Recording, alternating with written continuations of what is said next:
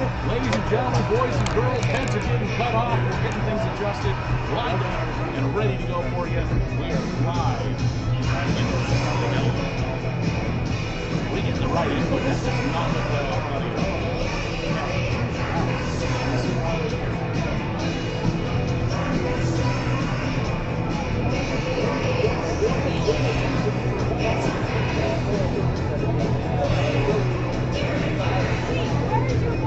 It's not plugged in either.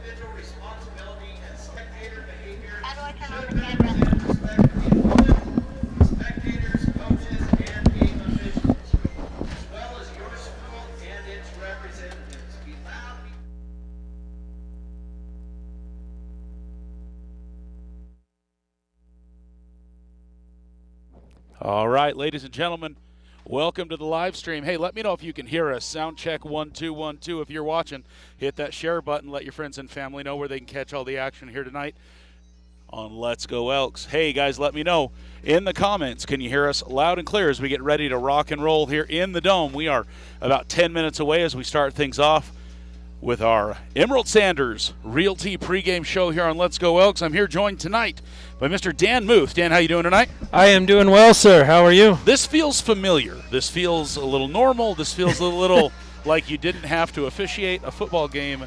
We're glad to have you here in the Dome with us tonight. Unfortunately, I've got to eat and run. I got to head over to a different microphone as Ethan gets back over here. But guys, I leave you in the amazing hands this evening of Mr. Ethan Holliday, Mr. Dan Muth, and Mr. Scott Madrid is going to be up here in just a minute. He's doing some pregame camera work for us. So, Ethan, I'm going to hand it to you. Make sure you check our audio levels. We were doing a little zippity-doo-dah work with the mixer. So I'm going to head out. You guys have a great game. We'll catch you a little bit later. Oh, thank you, Wes. All righty. So, that is a little too much. How about right there? That's not bad. Okay. Work. All right, I got y'all set up. Why, thank you, Mr. Muth. Good to have you back. I'm quite sure Wes already welcomed you. Hey, folks, if you're just joining us, we are on our Emerald Sanders Realty pregame show, brought to you by Jody Emerald. She's a broker. If you're looking to buy a house, go see Jody. Give her a shout out. 928-245-0392. And she'll help you out. Take good care of you. All right. So, chaos ensues. Beginning of a stream, because that's just the way this works. I think we've survived it for now, as long as people can hear us. So throw it up in the comments if you can. Yes, sounds great. You can hear us. Awesome. Yeah, good deal. All right. Sounds good. So, hey, we have some games tonight. First round of the playoffs around the 3A East. Yeah, this is typically the opportunity for the biggest upsets, but also the least likely for there to be upsets. Yeah. I feel like, looking at the bracket. Well, I mean, you got Monument Valley at Eastmark. That's not a shocker. We know what's going to happen there. You know, that Monument Valley team, though, they're a very athletic, very gifted team, and it seems like they've really come on in the second half of the season. So who knows, right? That's what I love about the first round is, you know, theoretically, if we win tonight, we're going down to Tucson, but you never know. Well, you've got Payson at Paradise Honors. I think I'm going to have to go with Paradise Honors. As much as I'd love to support the Mountain, I just don't know that Payson's going to be able to pull that off. You got ALA West Foothills over Push Ridge. I think it's going to end up being Push Ridge, and I think that's who we're going to end up playing next week. Of course, Round Valley at Florence. I'm taking Round Valley on that. Santan Foothills, Sabino. That one's a little tough, but I think I'm going to go with Sabino. I think so. And then you've got Sholo Blue Ridge, taking Sholo. Benson Thatcher. Yeah, that's going to be Thatcher all the way. Yes. They're going in 10-0 as your Round Valley Elks take the field. And we've got Mojave at Valley Christian. Going with the Trojans on that one as well. So I'm not looking for any upsets tonight. I think tonight's going to be pretty vanilla as far as the 3A division goes. There's the Gophers. And here are the Gophers with their school flag and the nation's flag. Kind of ironic they're waving the nation's flag right underneath ours. That's all right. A little bit of flag envy going on there.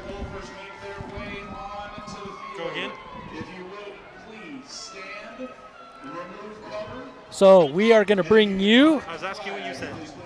The national anthem. Round Valley Middle School Steel Crazy band this evening.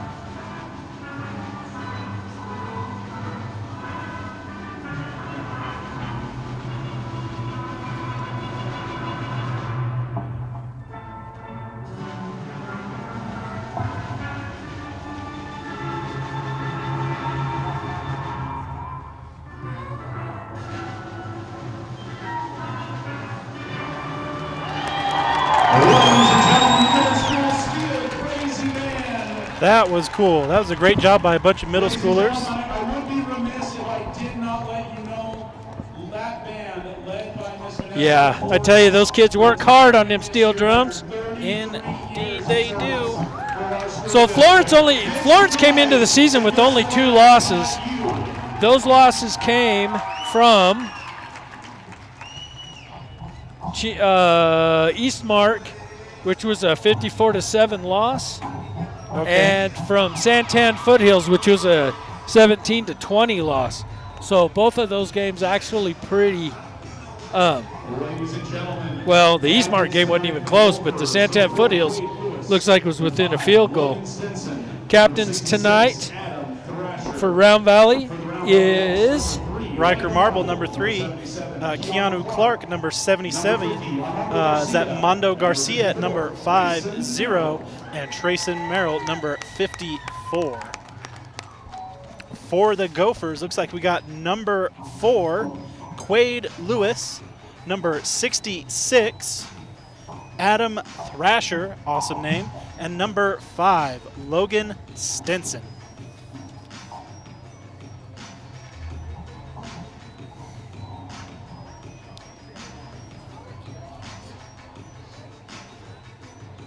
looks like Round Valley will receive from the south end.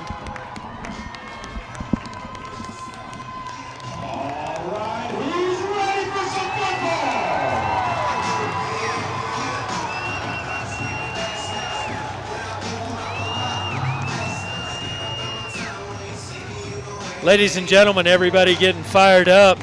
Stands are a little thin in this first round of the playoffs. A lot of folks probably just opting to stay home and snuggle by the fire, but that's okay because they can join us. Yeah, I'm not going to lie. If I had that option, that's probably where I would be because I'm a homebody that enjoys my fire, especially when it starts getting this cold. It sure was cold in the woods this week. What are you looking for, Dan? Oh, I was turning 2 down because looks like Scott's going to be on the field tonight with camera. No, he'll be up here in a minute. Oh, will he? Okay. He was just helping us out because we had our sideline cameraman was in the steel drum band. So as soon as he gets his instrument put away, we're going to swap out and he's going to come join us. So okay. If you're looking for where's Scott, he'll be here. He was gracious enough to help us out with some pregame and the beginning moments of this game. Well, looks like Elks are going to be receiving the first kick of the game. Wind is, tame.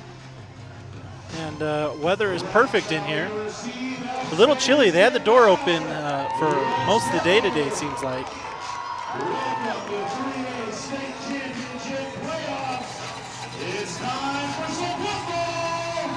Florence kicking from the 40-yard line. They're lined up to kick.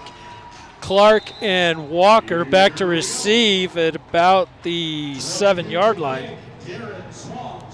Here's the kick. It's deep. Clark picks it up. He crosses 10, 15, 20, finds a hole, gets across to the 25, where he's met by the Gophers and stopped. Progress will be marked at about the 26-yard line. That's a solid return right there. Yeah, it is. All righty, Elks starting now. Looks like we're going to have Clark in the backfield, number 2.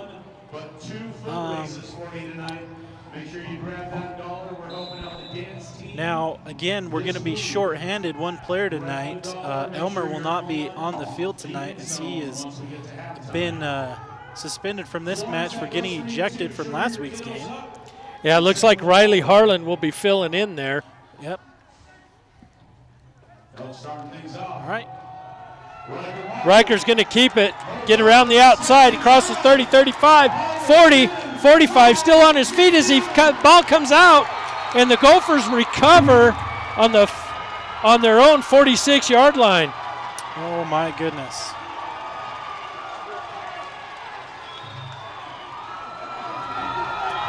So Marble keeps it, heads off the right side as he's moving up through there. Just refusing to go down, gets hit. Oh. Came around the backside, punched it out. Excellent defensive play by the Gophers. And now it's the Elks defense's turn to answer. Try to get this momentum back on our side. Man, that's such a killer when you have such a strong play and then all of a sudden it's just negated.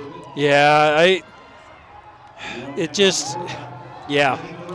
Looking to throw, already under pressure. He's flushed out, running up the left side. He's out of bounds, a gain of about 4.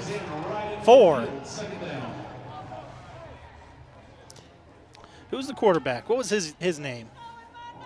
Number 5. That was Logan Stenson. All right. That's the running back? Oh, sorry. I thought I heard someone talking to me, and they were not. No, that's our neighbors over here. Yep. All right. Hands off to the second man. Oh, he's hit the backfield. He fumbles the ball. And Brown Valley gets it back at the 40. Riley Harlan on the recovery. My goodness, what? On the 44-yard line. A turn of events. So Riley Harlan with the fumble recovery. I got to watch that one again. Yeah. And popped right out. He was not expecting to get spun around that quick. My goodness.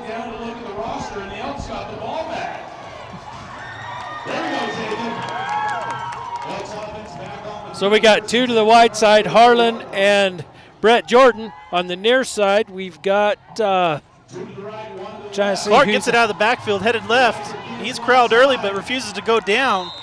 Gets 3 hard yards out of that. So it's going to be second and about 7. All right. Elks getting off to a hot start. Hot start. My goodness. In this Treadmaster first quarter. 11 minutes left to play. If you missed the first minute, you have missed 2 possession changes. All right. That looks like number 5, Gage Baker, in the backfield with Riker. He's going to pull it. Looks like he had about a 2-yard loss. Yeah, that's some disciplined D-end play there. Staying home and not letting him get away with that. Yeah, it kind of looked like him and Baker couldn't decide who was going to keep the ball. Yeah, he was holding it, finally decided to pull it, and they were not fooled at all. Gophers came to play. All right, in the backfield, it's going to be Mr. Baker again.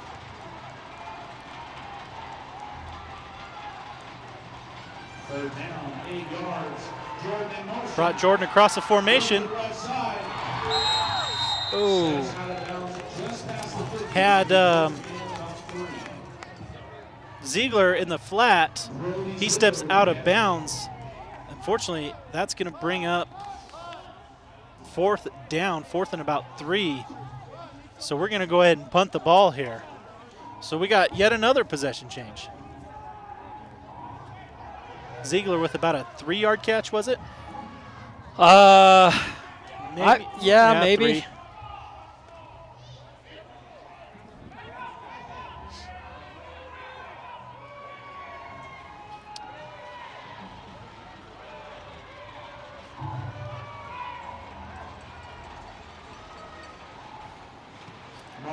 Marble gets the ball off. It's deep. Fair catch signal for. Be at the 15-yard line. So Gophers will take over just ahead of the 15, about the 15 and a half. See if Brown Valley can come up with another turnover. I wouldn't mind that at all.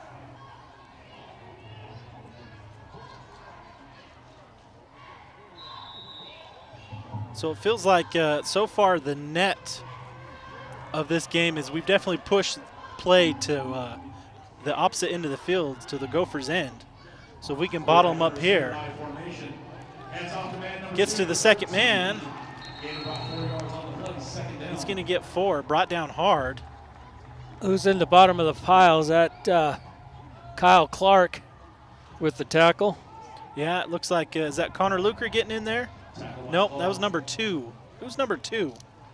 Oh, that's Clark. Yeah. Kyle Clark, you just said that. I'll get it right one of these days.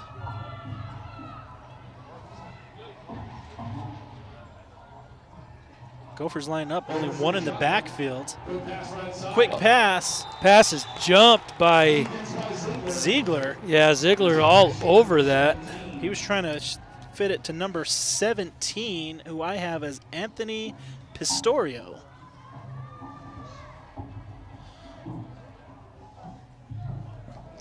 Elks defense giving a little but playing hard. The Gophers line is got mass, so Round Valley having to work a little extra with the three-man front. Pass caught. That's going to be good for the first, just barely. Yeah, Riley Harlan with the tackle.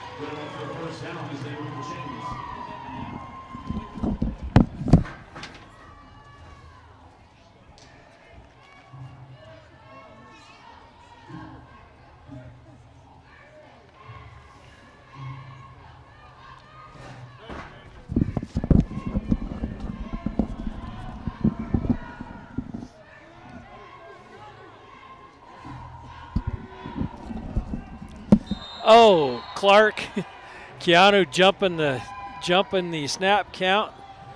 That will give the Gophers 5 yards.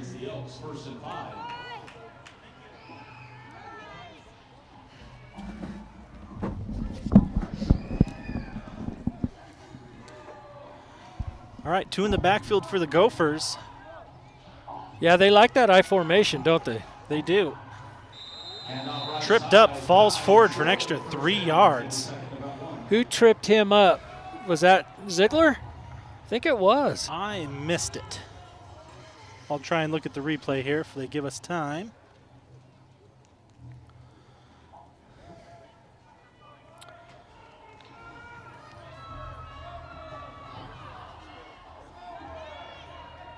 That was actually Luker, number 10.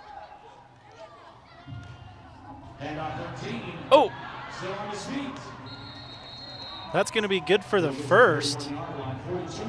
Met with some initial contact right there near the line of scrimmage. Was able to kind of get free, get a few extra yards there. That's some big old boys there on the Florence team. Yeah. I believe that was Harlan with the hit, was it not? I believe so. I'm trying to see. He was definitely one of them.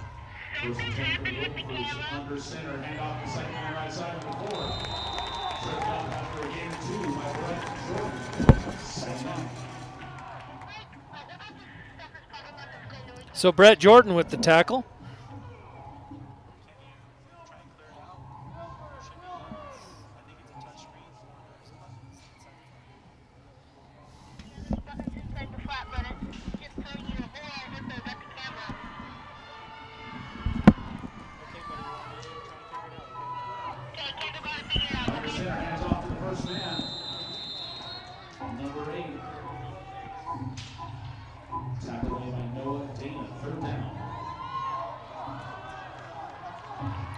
Noah Dana getting some work done there in the middle. He's going to bring a long third down, third and about, is that 5 or 6? Scoreboard says 5. Yeah, I'm going to go with 5. It's a long 5.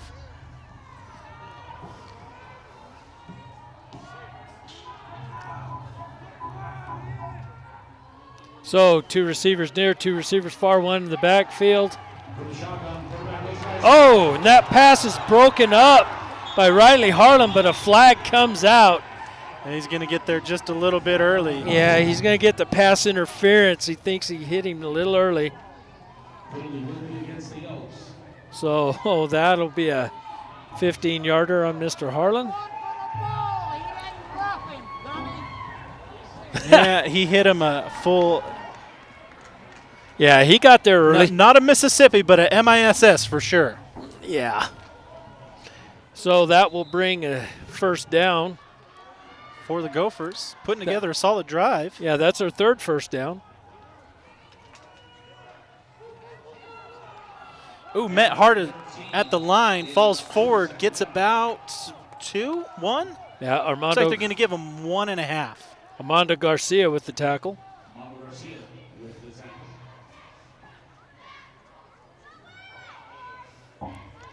Yeah, so far, just about everybody on the defense has gotten some love with their tackles.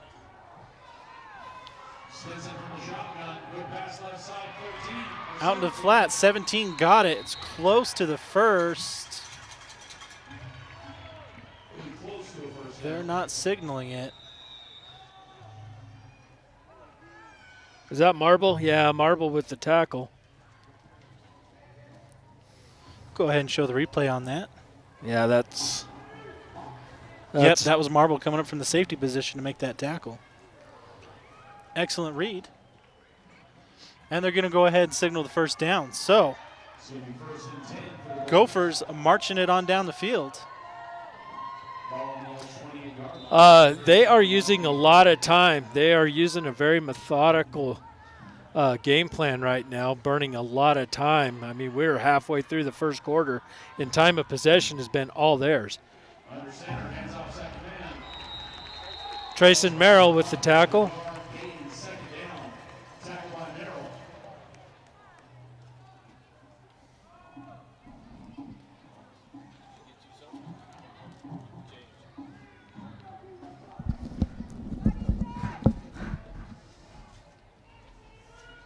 So what, about a 2-yard gain on that play? Yeah.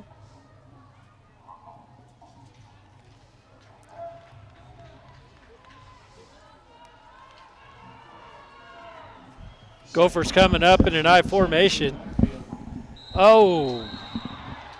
Elks with the speeding ticket. Yeah, Garcia got a little antsy.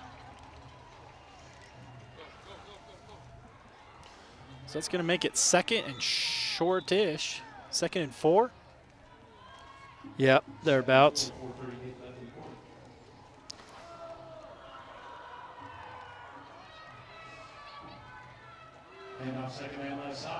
Oh, he's hitting the backfield. It looks like ball came out, but he fell back on it. Yeah, that was Dana and Ziegler. Ziegler, yep. Number 12 for the Elks. I want to watch that one again. Thank you to White Mountain Regional Medical Center for our instant replay tonight.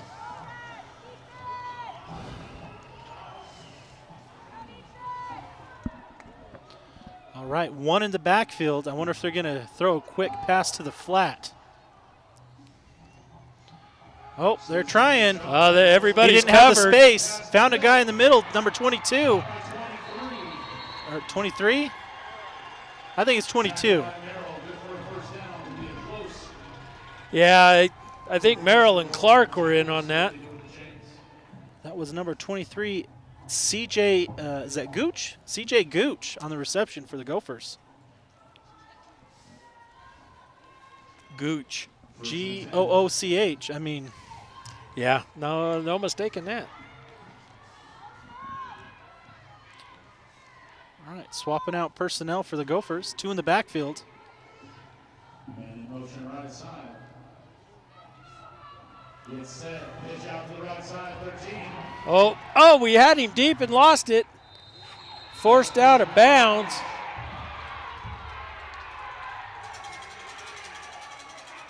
Forced out of bounds by Clark. I'm not sure who's yelling about what, but it's they're wanting a hit out of bounds and they're not getting it. Looks like they were tangled up and just tripping from where I saw them go out of frame, but yeah, you know, I could be wrong. I've known to be wrong in the past. I tell you what, the time of possession that Florence is using here is impressive. This is impressive. It's been a long time since I've seen a team be this methodical and burn this much time. Second and goal from the 9. He's got 2 in pursuit. He's rolling out. Ooh, lost the ball going out of bounds, but he was. Yeah. So he's going to bring it up to the 5 with that play. Yeah, forced out of bounds by Clark at the 5. So it'll be 3rd and 5. Or 3rd and goal. 3rd and From the goal 5. From the 5. There you go. I knew I'd get it out. Thanks for the help, Ethan. It's okay. It's what I'm here for. Bound to be a little rusty.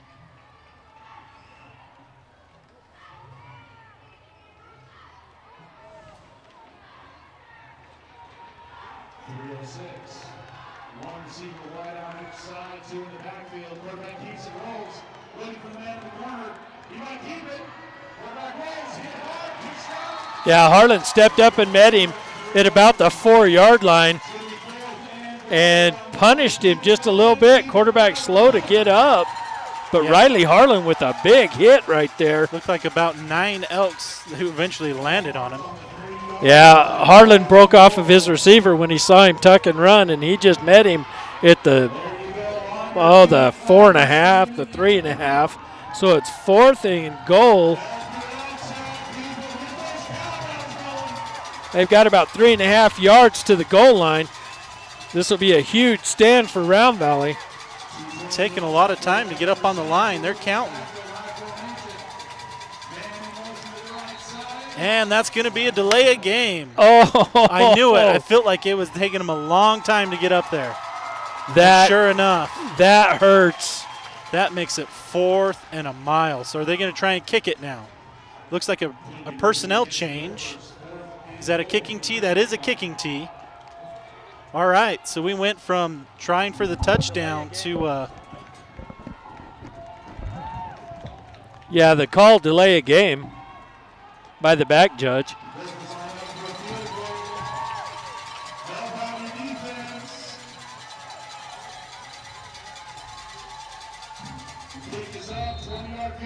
oh, it looked like it went wide right, and it did. That is no good.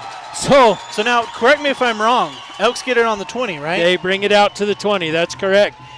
So the Gophers spend almost 11 and a half minutes on that drive and come up short. I'm sure that there will be a discussion about that in the locker room at halftime. That is an excellent stand for this Round Valley defense, and such a Yeah, my an concern. unfortunate, I guess, error, I would say, down there, 4th and short to the goal, and getting the false start, the full 5 yards back. Yeah, my concern at this point is time of possession. So Kinda- far, Florence dominating in that category. Yeah, kind of worried about the time of possession. I'm not going to lie. All right, Riker's going to keep it. He rolls out, gets out to the 20, so he does get back to the line of scrimmage but that's for no about gain. all. Yeah.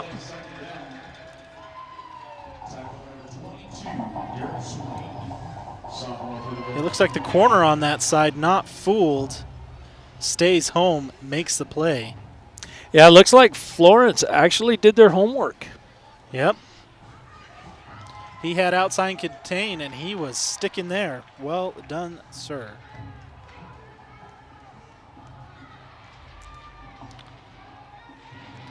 Tight formation by Round Valley. We have Harlan in the backfield with Mr. Marble. Here's a snap.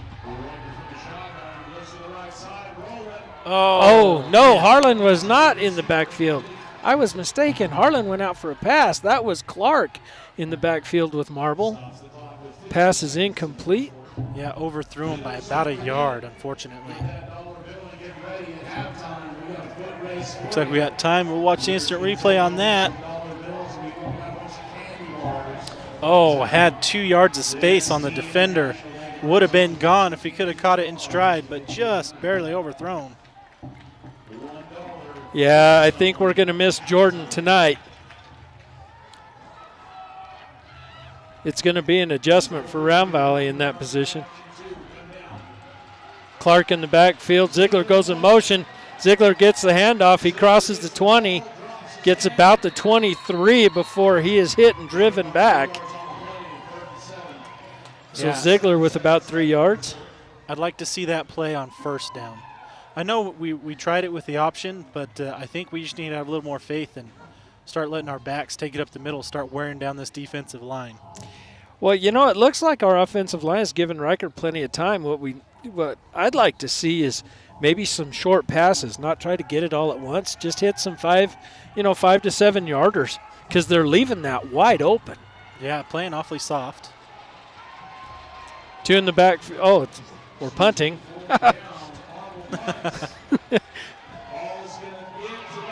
Fielded at the 36. He's hit and brought down at the 48. 49. Looks like Oh, he's hit, and 49. he gets to the 49. Who was in on that hit? Well, let's look at the instant replay. Even though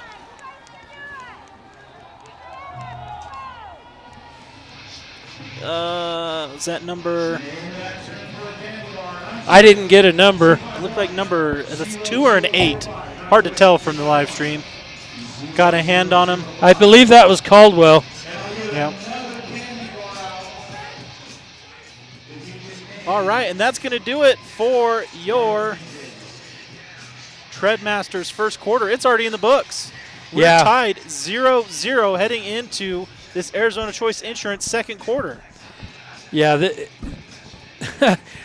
If we're going to keep the ball on the ground on both sides, this game is going to fly by, and we are not going to see the dynamic scoring that we're used to seeing. Right now, Florence, I mean, their time of possession, they basically owned the first quarter. Indeed, they did, and it'll be interesting to see if they can keep up that pace. As we know, we do have one advantage here on the mountain, and that is the elevation. Yes, So sir. as we get into later in this game, we'll see if that starts becoming a factor, if things start opening up in the second half. I'm just glad to see the Round Valley defense holding strong. Well, I'm a little concerned about the length of time that the defense is spending on the field because the Gophers are basically owning time of possession. I know I keep saying it, but it's been a long time since I've seen that long of a time of possession. One in the backfield, man in motion. Oh, ball Ball comes out. Elks are on it. That's going to be a turnover. Round Valley gets the ball right back. Dallin Walker with the fumble recovery. Merry Christmas. And honestly, they get it back right about the same place they punted it from. Just opposite ends of the field. So, hey, let's try again, shall we? And we are now joined by Mr. Scott Madrid. How you doing, Scott? Doing well. How are you tonight? Hey, I'm going to juice you up. You're a little quiet there, Hoss. I might be. There you go.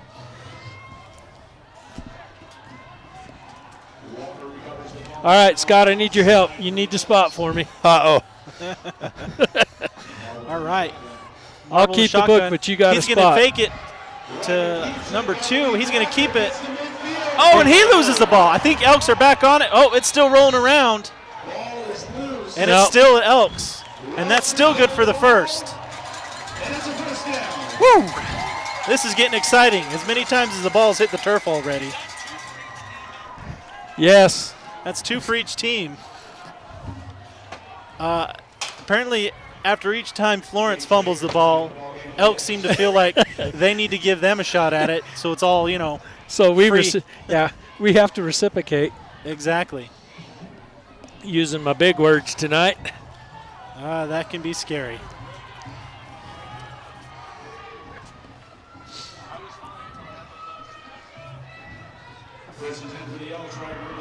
He's going to keep it off the left side. He's got room. He's turning the corner. That's good for 15, 16 yards, I believe. If I know how math works, which is not necessarily always true. All right, so here's the situation. Scott, get you up to speed. I feel like time of possession has been dominated by the Gophers. Also, I feel like Round Valley defense has held strong, and also turnovers, both sides, committing several. It's a wild start to this game, I will admit to you. It's interesting. We'll get into it a little bit more. There's a pitch to Clark. Crosses the 30, and he'll get to the 20. 21. 14 yards? 14 yards. Yep. My goodness. Good hard run for Mr. Clark. I like the way he runs. Yeah, it looks like they're waiting for that defensive end to commit, and then they're just cutting outside of him. I think that's the play that they tried to get going in the first quarter and didn't seem to make it work, but now, for whatever reason, it seems to be there. Scott, what do you think? Have you seen anything like that?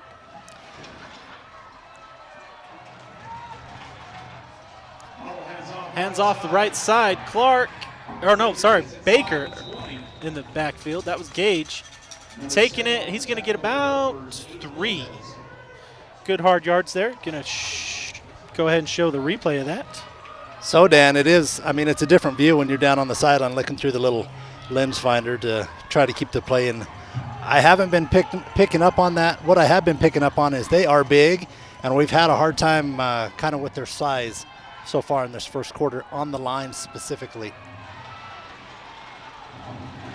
Marble gets past, going to roll off to the left and throw it down into the end zone. Jordan is there. Oh, and off the fingertips of Jordan. Yeah, I'm not sure he would have landed inbounds even if he had reeled that one in, because it was kind of pretty far outside of that end zone. And unfortunately, that's kind of what I've seen from Riker tonight. It seems like he's overthrowing the receivers a little bit so far. He had that one pass to Harlan was just about a yard outside of his catch range. Being down on the sideline, I have a hard time judging if the Elks are a little too amped up or just not quite there where they normally are. Oh, that's going to be a false start. I would say, seeing how that's the second false start penalty on Foggy, both one on offense and one on defense, I would say that they're a little amped up. Yeah. Ethan didn't bring up in pregame that we need to watch our penalties tonight, did he? Not yet. I've been waiting. I've been trying to withhold judgment until we got to the half. So far, it's been fairly clean from Round Valley. One pass interference, one false start. Riker off to left side. He decides, he gets it out off the hands of Gage. Yeah, intended receiver Gage Baker and just not able to bring it in. Looked like it was a weird pass option out there. He went to hit the block, missed the block, turned around, the ball hit him, and he wasn't quite ready. Yeah, I don't think he was quite expecting that pass. So now Mr. Flores is going to get an attempt at a 37? 40. 40 is what Wes is saying. Sure, I'll go with it. That looks good to me. And Elks are on the board first. It's not a touchdown, so I'm not going to flash that, but Elks are on the board, leading this game 3-0. That's good to see coming out of Kevin in warm-ups. He was booting them from 55 into the steel band down there in the end zone through the upright, so it's good to see that him come out early. So it feels like a 40-yarder is just a chip shot. It did. He had distance to go.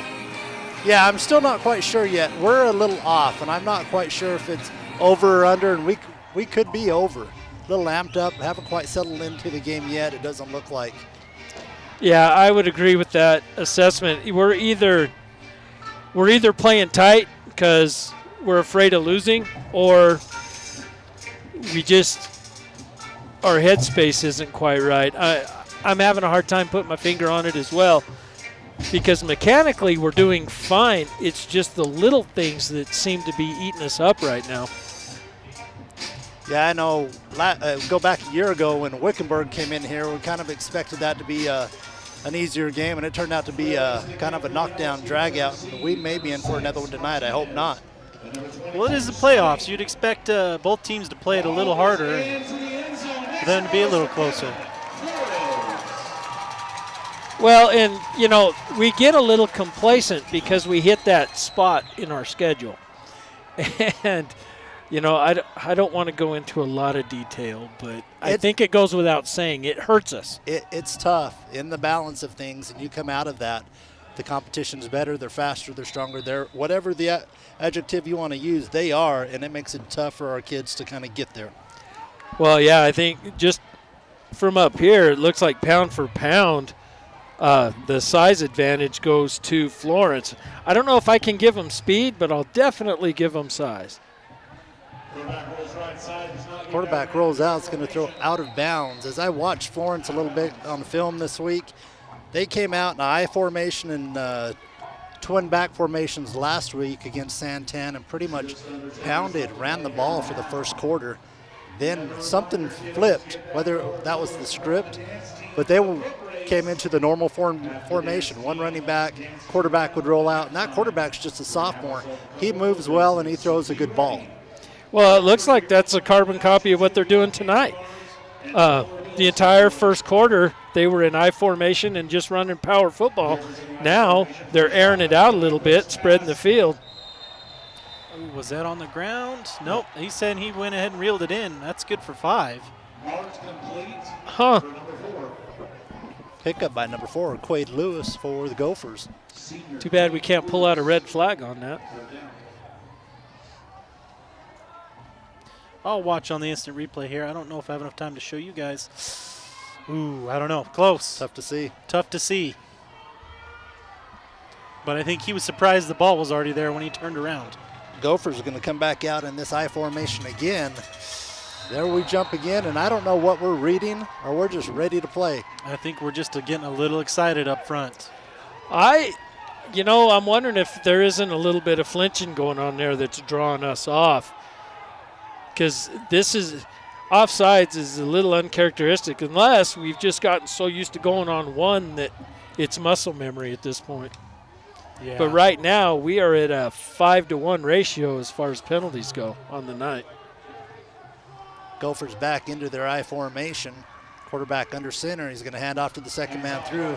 He will get hit by a herd, and the initial contact looks to be 7. It was Seth, Oscar Seth. Yeah, getting kind of slumped forward for about a yard.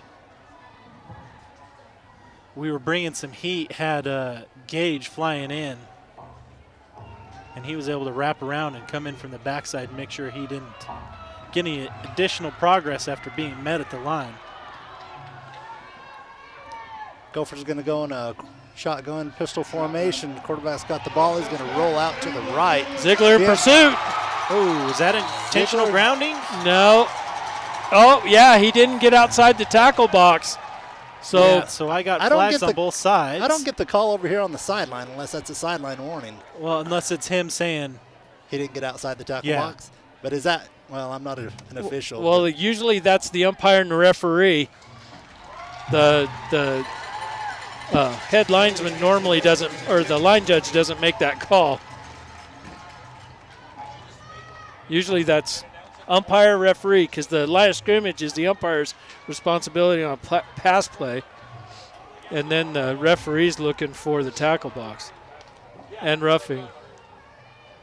So that'll be loss of down. That's a big penalty for Florence. It is. Now it's 3rd and a mile. So I'm guessing they're going to pass it. And he's going to have to hold on to it to give his receivers time to get anywhere near a first down. Now, here's the question. Do you give Ziegler the sack? Or since he threw it and got intentional grounding, no. I'm gonna go ahead and do it. I'm going to pull the trigger. Shotgun, quarterback back. He's going to throw right down the center of the field. Off his hands. A little high. Riker comes comes up and encourages him to not grab that ball. I thought Riker went a little easy. He could have laid him out, and he didn't. So I thought Riker showed some poise there and not. Well, I think he was aware that he was short of the first, so he just wanted to make sure he got the tackle. Yep, he was still about 3-4 yards short. Even if he caught it, he knew it was good, so he just was playing it safe. We look like we're lined out to the top quite a bit, that 3-man formation. Let's see if we come with pressure, trying to get a hand on that ball. Hunt is up. Short. He's going to bounce in the Gophers' favor, picked up at 47. Gain of about 6 on the play. Yeah. Elks offense. I'm not sure what the call is when the ball's bouncing around and the coach wants you to get away, but it does not look like Kyle got that on that call. Yeah, he didn't get the memo. Well, Usually he it's a backed fire up, it call. bounced, and it was coming right towards him, and there wasn't any Gophers that close. So I think he said, all right, I'm just going to try fielding this one, which by the time he caught it, there were 2 Gophers really close. So maybe something to talk to him about. Now on that punt, something I picked up on, that punter didn't take 1.5 or 2 steps. He kind of had a little shuffle. I wonder if that'll come back in our favor later in the game.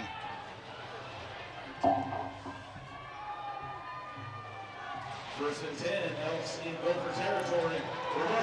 Reverse to Jordan. He gets a tackle. He breaks a tackle. Another one. And he'll. Back to the line. Loss of a 1. Number Yeah. 7 came through for the Gophers, Aiden Lopez. Defensive end position, sat down on that when Jordan got the handoff of the pitch. He had nowhere to go, but he made a miss, came around, 1 yard loss on the play. Yeah, a lot of side to side on that. Yeah, that was. I could see the posture from Keanu. He was like, oh, my bad. Riker scrambling. He's looking. Going to cut it upfield. Oh, that was a hit. That was a hit. Yeah, that's what you call getting 6 the hard way. It's encouraging to see Marble back out there after last week's early exit. He looks like he's moving well.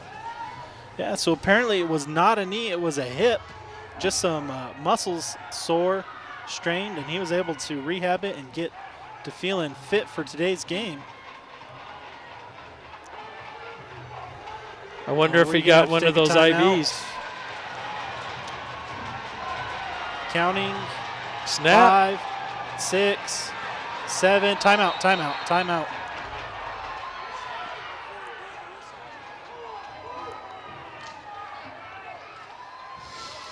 Coach was yelling at the headlinesman, the H, for a timeout, and it looks like they're going to enforce the flag. He was not happy about that,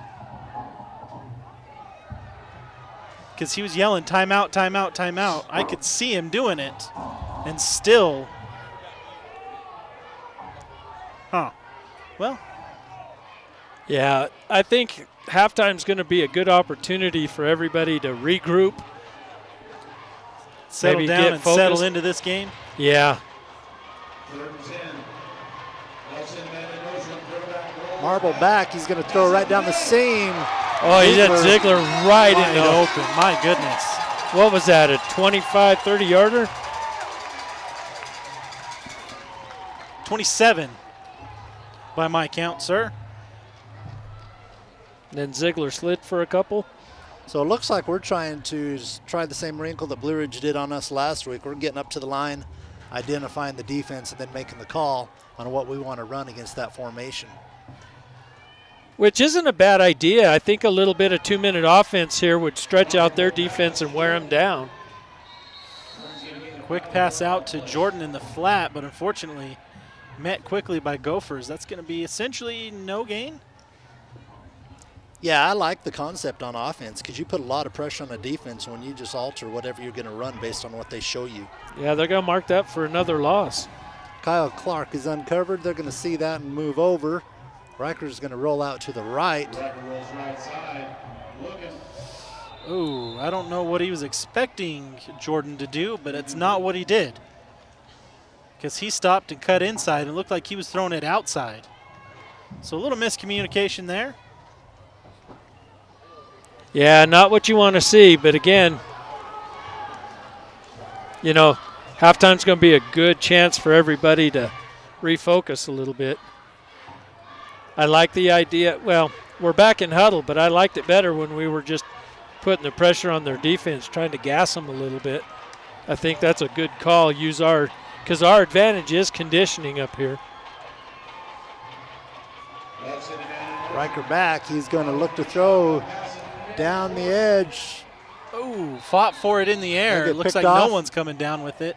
Looks like 3 had a decent shot at it, but He is still down. Who is that? is that Jordan? No, Did he? Is it Brett? Yeah. It is. The way he landed suggests to me that he got the wind knocked out of him.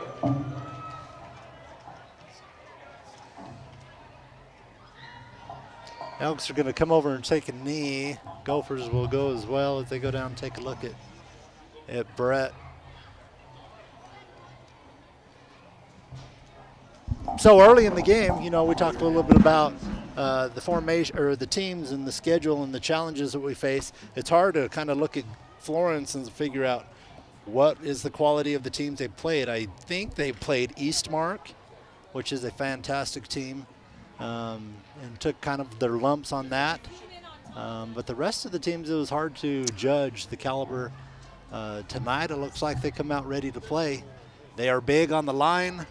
They have given us some struggles both on offense and defense on the line portion, and hoping we can find some answers there. I do think that as the game wears on, third and especially fourth quarter, they will start to get a little bit gassed, but they do have some athletes. They have some size and some speed.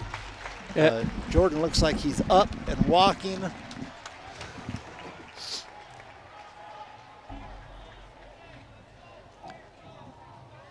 Yeah, looks like he is limping just a little bit. I'm sure they're going to take him over to the table and take a look.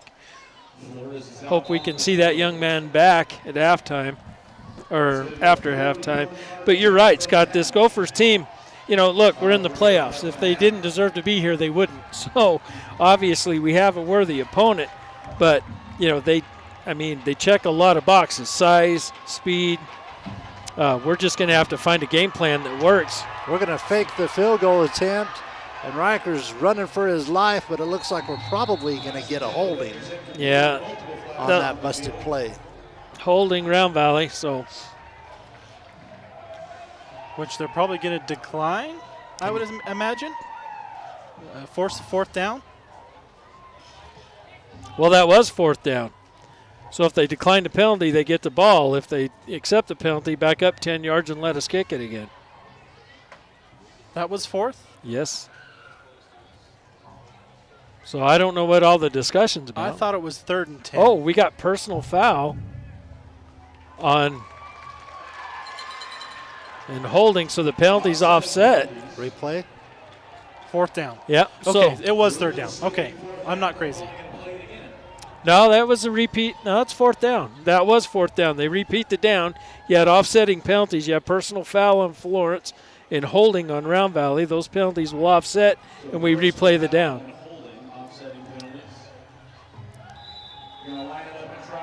So line it up from about 31, so it'll be about a 41-yard kick for Flores. Marlowe's set to take the snap. Place the ball. The kick is up, and it looks like it's good. To me. Even with my glasses, I was questioning if that went through. I had to look for the back judge to nod. I was looking for the nod. I didn't even care where the ball went. I was just looking for the nod. All right, with that, 5 minutes, 27 seconds left to play here in your white Arizona Choice Insurance second quarter. Let's give some love to a few sponsors while I got a moment. Pioneer Title Agency. Hey, if you need some title work done, go see our friends down at Pioneer Title Agency. That's Team Beard. Carly Beard is down there. She's the branch manager, escrow officer.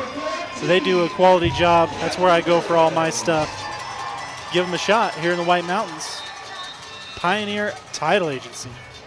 How grateful are you to be in the Dome this evening? We could be, not matchup-wise, but in Sholo playing tonight. Oh, no. Freezing our knees off. I am so thankful. You know, and I'm kind of glad I didn't draw a game because no matter where you'd be on the mountain, it'd be cold. It would be cold. So Elks set to kick off. Flores is going to give it the boot. Let's see if he gets to the end zone. And it does. Yeah, Flores is just money. I wish he could get it higher and a little shorter. Give the kicking team chance to get down there and just. Could you imagine a recovery inside the 5 on a kickoff? You don't see that often, but when you do, it's usually a big payoff. That's a senior for Round Valley, and I'm definitely going to miss watching him kick over as he graduates and moves on. He's done a tremendous job for us the last 3 years. Well, we got a young man behind him by the last name of James, who doesn't do too bad. He's young, but he's got a leg. Gophers back in formation. One running back going to bring a guy in motion. Hand the ball straight up the middle. Looks like Ziegler's going to get back there. I'm not sure whether the timing was off, but the running back and the man in motion helped the Elks on that play. Yeah, the halfback with the assist on that tackle. Because, I mean, that was just confusion. Just confusion. And, you know, Merry Christmas to Mr. Ziegler. All he had to do was step up and knock the guy over. Of which he was happy to do, I am sure. Oh, I'm sure. But you notice how they're starting to hit low. They're not trying to get up high on these guys, which tells me that they've developed a little bit of respect for the size differential. Trayson Merrill in the quarterback's face. He comes in and stretches out, and they have to lift that ball a little higher than they're used to, and that one had a sail on him a little bit. What would you estimate his wingspan is? Oh, about my 8, goodness. 10 feet? It's interesting every game to watch either a punter or a quarterback. He comes in and stretches out, and it just throws him off. We're going to miss watching that young man as well as a graduating senior at the end of this year. He's been tremendous for the program. Florence back in formation, one running back. Quarterback going to drop back to pass. Receiving pressure, going to roll out here to the left, throw it out here to number 17. And they're going to give him the catch. He's still going to be short of the first. Anthony Pistorio. Did anybody bring him down, or did he just go out of bounds? He was out of bounds. I Coaches couldn't thought tell. he caught it out of bounds, but yeah, I couldn't quite see for myself from here. As our Gage. view pretty much cuts off right at that sideline. Gage Baker trying to get a little bit of a blitz going in the middle, trying to bring some additional pressure in there. Let's see if we can't get back after this kick. This punter may be shuffling his feet a little bit more than the 1.5 steps. Kick is off. Kyle actually waves fair catch on that one at the 40. Or just over the 40.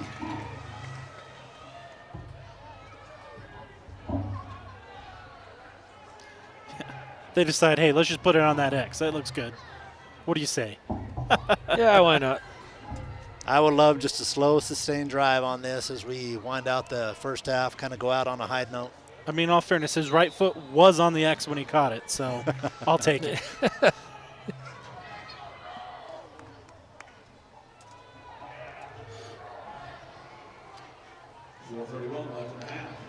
Elks bunch to the right, but in tight.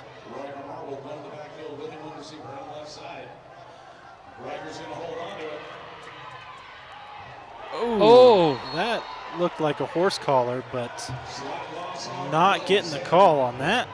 and Riker's discussing it with the official, and the official is not entertaining it at all, and that's about a half a yard loss. So the speed that we're seeing side to side on the defense is not what we've seen in the past month. Oh, I don't Month know and how a half. that couldn't have been a horse collar. Get a good handful? There wasn't a jersey stretch or nothing. It was just to pull you down by the collar, which is exactly what that call is for, especially backwards onto his head. So, but hey, I'm not an official. What do I know? I'm going to stay quiet. Ziegler right down the seam. Caught in space. He's out free. Touchdown. Oh, 60 No laundry on the field. Touchdown from Oh, Marble to Ziegler. My goodness. What was the pass? The pass was what, That about was right 30? on the 40, maybe 39. So 40 to 40. So about a 30-yard pass and a 30-yard run. He picked it up about the 30 and ran it in. Yeah, that is awesome as I try to keep up with all the stats tonight. Yeah, that is exactly that is the series we he needed. caught it right on the 30. Yeah, that is the series we needed. Well, it feels good to be up by more than just 2 field goals. Yeah, Ziegler caught that in stride, and it looked like just broken coverage. It was the extra point good. I was not paying attention, I'll be honest. We haven't gone for it yet. Yeah, we haven't gone for it yet. Okay. We're thinking Timeout? of going for 2. Timeout Yeah, then. Okay. Timeout, and I don't know who called it, but we're thinking of going for 2. Yeah, that would make it a nice even 2 scores up. I That- like it. that formation that they're running on us when we spread out like that, they don't have a deep safety, and so once he's back by that linebacker, and Ziegler's going to get run by a lot of linebackers in this league, there was no matchup. The corner came over and almost caught him, but little high kick or high step at the 10-yard line, and he's in. Well, I think one thing that the offensive line can do to help themselves and help Riker out is tighten their splits up a little bit and not open those lanes up for the pass rush, because they're bringing a 4-man front plus a backer, so you've got 5 coming in on those gaps. You tighten that up, and then you can clog that and free Riker to move around a little bit. Marvel's going to take the ball and go right up the middle, and Ooh, big number 77. My goodness. 77 or 72? 72. Have you seen the stats on this guy? 6'4", 295 pounds. Yeah, he's a big boy. Keanu had him blocked the other way. Looked like if Riker would have cut off of Keanu's, would be his left side, the hole was there. Instead, he went inside and basically ran right into the wall. So with 3 minutes and 34 seconds to go in the second quarter, Round Valley is up 12-0. Well, it's been exciting. I'll give them that. All right, White Mountain Off-Road. Hey, if you're looking for a fall getaway or you want to start planning your 2023 adventures, get with White Mountain Off-Road now. They've got a fleet of ATVs, UTVs. They got 6-seaters. They got smaller ones. They got trailer rentals. They got helmets, kayaks, paddle boards. Hey, if you want to have fun in the White Mountains, see our friends at White Mountain Off-Road. Hey, I think we're feeling a little bit better. If you see old Pablo out there dancing on the kickoff, he's feeling better about life. Flores line drive down to the 1. Ooh. And he gets stood up by Ziegler and was that, no, number 18. Whiting comes out of there. Whiting and 7. Who is Oscar Seth. Yeah. Oscar looked like Kenley Caldwell was calling it, standing up off the bottom there as well. This quarterback they have reminds me a little bit of that Blue Ridge quarterback. Tall, lanky kid, throws well. He runs a little bit more than the Blue Ridge quarterback did, at least last week, and what they're showing. He's up under center, 2 backs behind him. They're going to give it off to number 8. It's going to be gained about 4 yards. A second down. who was in on that tackle? Did you see? Was that Ziegler? Kaneen Neat, number 8 Yeah, it looked like for the Gophers. Who was in on that? I'll watch the replay. Do the best I can. Second 6. Second 5. Back under center is quarterback. Same play. Copy paste, run the play again. Number 8. Trace Looks like he got Yeah. enough for the first down. So Merrill in on the tackle. Well, if you gaze out there a little bit, I see number 23 back on the It field was for Round Gage and Valley. Jordan on the previous play. So Brett is back out there, walking around, doing well. Good to see you, sir. That's what I say. It looked like a knock the wind out of you situation, which is not a get up and walk away quickly, but once you get your breath back, hey, you're ready to go back out there. The Elks bring pressure Oh! right up the middle. Keanu Clark. Quarterback's going to run out of bounds after about Pretty generous spot. second down. That quarterback is a sophomore, and I think you can see some glimpse that over the next 2 years, that young man's going to be dangerous throwing and running the ball. He's shifty. Yeah. He's made us miss several times tonight when we've had him. Well, Florence, they run with purpose. They don't just go down when you tap them. So they, they're running with power, which is impressive because it's been a while since we've seen that. Going back to the well, number 8 on that backfield cross motion between the 2 backs. That was what, Clark in on that? About 2 minutes on the clock. Kiddos now So they must be going in there behind number 72, Wrangler Gilliams, 76, Jake Valdez, both seniors, and both some pretty big kids for Florence. Same play, Ooh, 65 for the Elks on the hit. Noah Is that Dana. Noah Dana? They do pick up a first down, it looks But like. just barely. Oh, We brought pressure on that. Was that Kyle or was that Baker? That was Baker on the pressure. Yeah, that was Baker coming up the middle. 1:56 left on the clock on the Elks 45-yard line.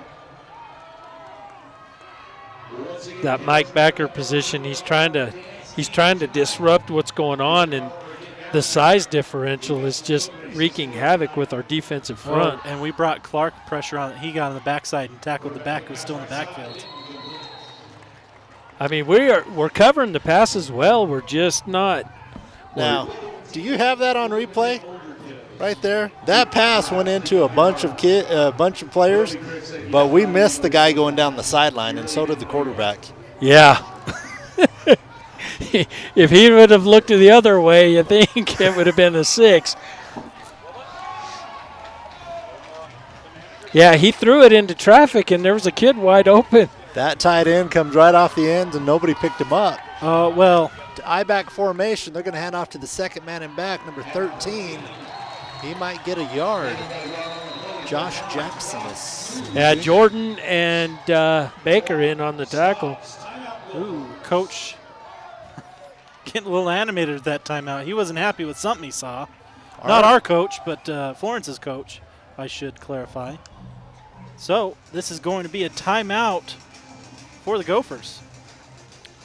Hey, and if you're looking for a timeout and a little recharge in between your busy life, go see our friends at Mountain Drip IV Hydration Therapy, mountaindrip.com. Get those vitamins and minerals through your IV, which is quick absorption, helps recovery, boosts your immune system. Good for you all the way around. Go see our friends, Mountain Drip IV Hydration Therapy. Never done it.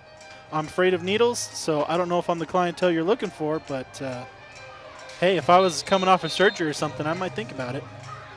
You know, that's a thing. Emily was telling me that the trainer for their team puts those girls on IV drip therapy when they start to get the sniffles, and it clears them right up. A nice solid immune boost, Yep. high dose vitamins. Oh, yeah.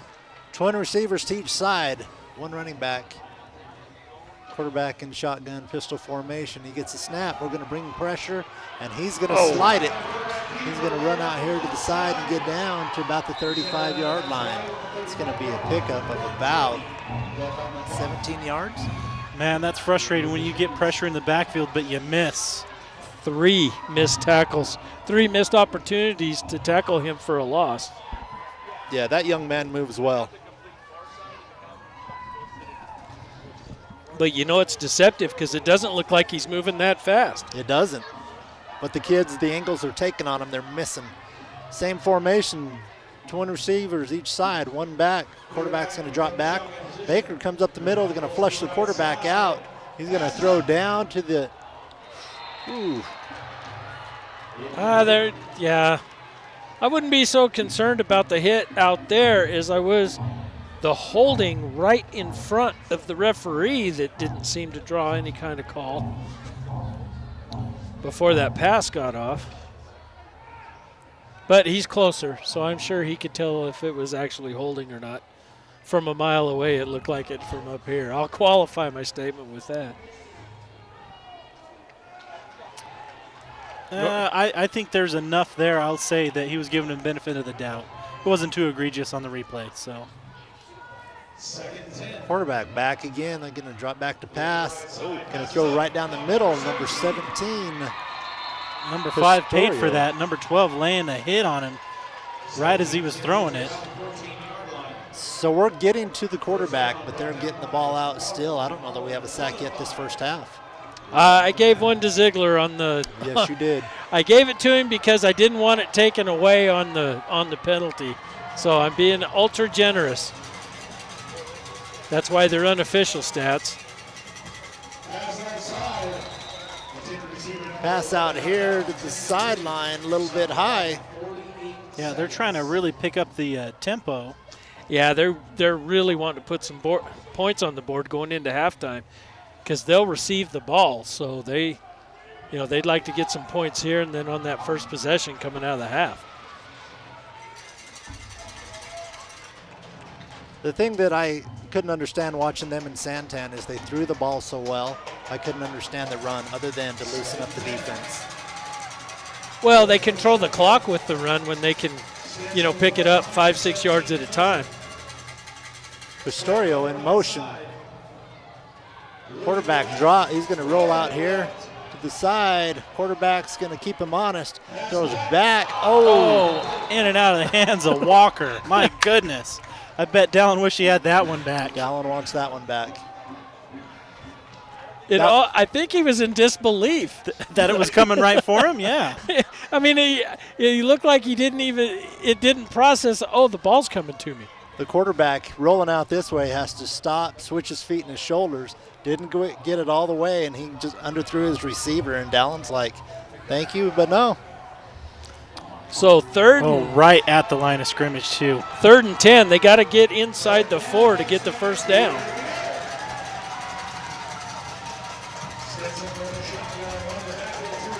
Elks are going to bring pressure off the side. They're going to throw right down the middle or up the seam, and incomplete.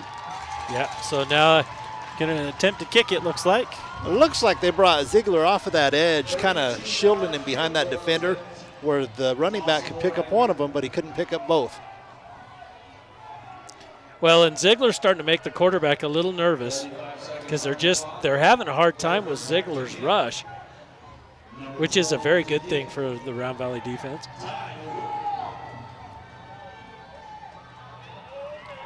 And it's blocked.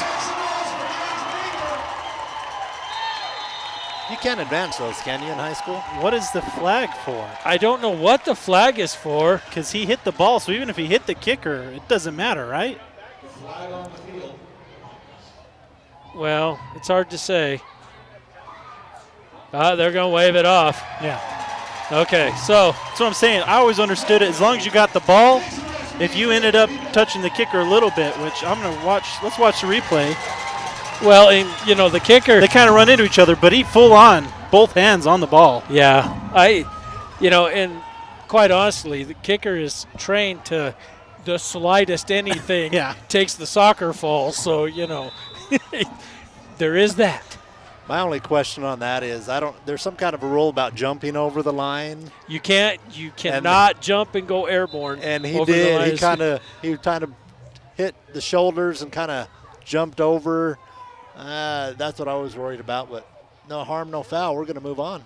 Yeah. We putting time back on? Well, and I think that might have been the flag that the umpire threw that the referee waved off. That might have been what the penalty was about. First and 10 for the Elks. Marlowe holds on to it. Cuts inside. And it looks like we just did that to go ahead and run out the rest of the clock here. Yeah, so Riker with no gain? One. He got one. They advanced it a little bit. Riker turns up to look back in the middle, and there's some meat coming down that line, and he wisely went back to the outside. Yeah, I got to talk to Wes. We need to add a column on our spreadsheet for blocked kicks. So that was a loss of 1 on that little run he had there? No, he gained one. He gained one. Well, let me fix it there.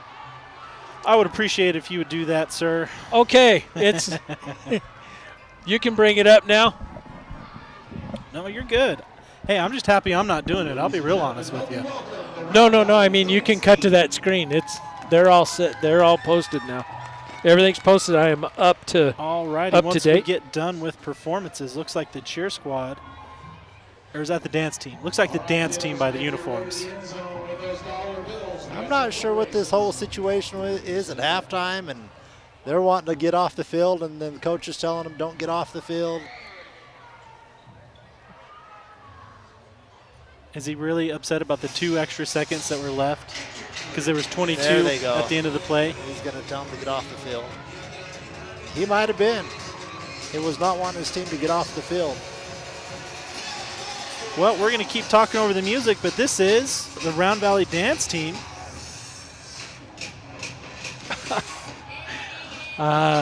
Yeah, so there's going to be a lot of adjustments at halftime. The officiating crew is probably going to want to have some discussions. The coaches both coaching staffs are going to want to rally their teams and get them retooled and refocused. It just feels off. Doesn't everything just feel off? It's A little excitement. stress. Yeah. There's a little stress on the team, on the field. I can tell that. And I got to be honest, watching the game, I'm a little stressed. Yeah, I didn't mean- expect where we are. Well, the first quarter we had 4 fumbles, 2 recoveries apiece. Not a great way to start the game, but it worked out to be even in everybody's favor in that regard. So, yeah, I don't know. The thing that impresses me the most was the fact the 11 minutes of possession for Florence in the first quarter. I mean, the first quarter was Florence offense, almost the entire thing. So, Yeah, and being down on the field, I wasn't keeping track of how many passes, how many runs. But if you're saying they ran the ball, I think that's what kind of the game plan was. Control the ball, slow down the game for them, and push it down the field behind that big line. and I'm almost wondering if that's not what they're going to do when they come out in the third quarter. Control the tempo, control the clock by just picking it up 3 and 5 yards at a time and just keep getting those first downs. They're not in a position that they have to come out and start throwing right away. They have time. They have time to run the game, play the game. They're down 2 scores. They can do that, and if they can get that line pushing us off the ball again, 3, 4, or 5 yards a chunk, it's going to be a long second half for us.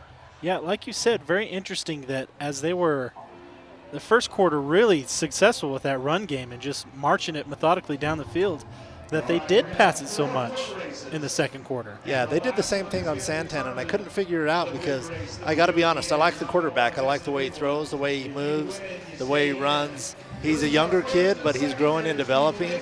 That's a strength to me, but they'll get into these modes where they're going to run, and that's what they're going to do. The only thing I can figure out is they're trying to loosen up that defense.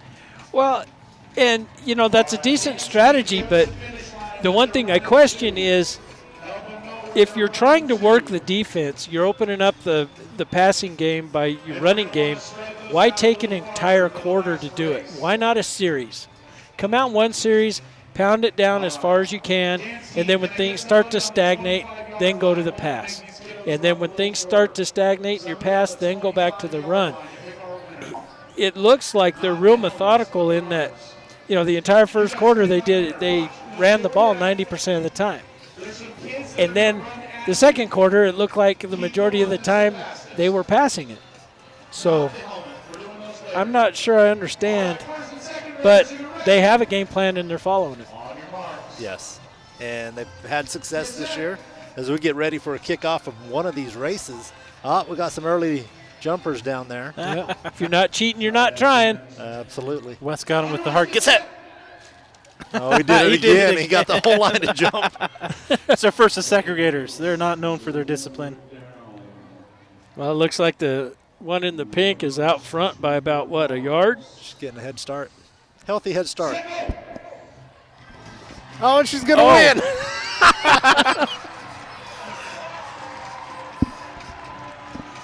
And she's quick. I have no idea what they're doing. They're touching helmets. I don't know, Nancy. You pick a winner, you hang on to them. I don't know what's going on down there. That was fantastic. She's got the colors going on. She's got the moves, comes down here, touches the helmet, and the race is on. All right, so I'd like to take just a second to look at our short stop stats tonight. So these are low for the Elks at halftime, considering. Yeah. 77.5 on the ground and 35 in the air. So we're right at 107.5 yards of total offense so far. Have I ever said how hard it is to do stats and watch the game? Yeah, it's pretty tough. Yeah, those are low. I think we may be missing like a Ziegler pass in there or something on that touchdown. Yeah, Well, feel I like- got it. I got it. But Here we go, third and fourth graders. No, guys, I'm telling you. is that a White or is that a McBride out in front in yellow? Well, It he is. was. That's fried chicken. Oh. Oh, and it's a race. Oh, red shirt pulling it off. Now, guys, I'll tell you why those numbers are low. Again, 11 minutes of total possession time by Florence. The entire first quarter belonged to Florence. Out of 12, 11 of them was their offense. And then in the second half, or in the second quarter, how many series did we go 3 and out? 2, 3? Yeah, that's true. So, I mean, a lot of overthrown balls. We just haven't posted a lot of offense. Yeah, you look at the passes, the total number of tries versus the total receptions. I mean, it's low for a reason. This is a defensive battle, and it's a grind. Yeah. So Gophers definitely came to play. Yeah, we're not used to it because normally our offense is a lot more dynamic, and we usually post bigger numbers than that. But I think Florence has done a good job in watching film and preparing for what they were going to see tonight.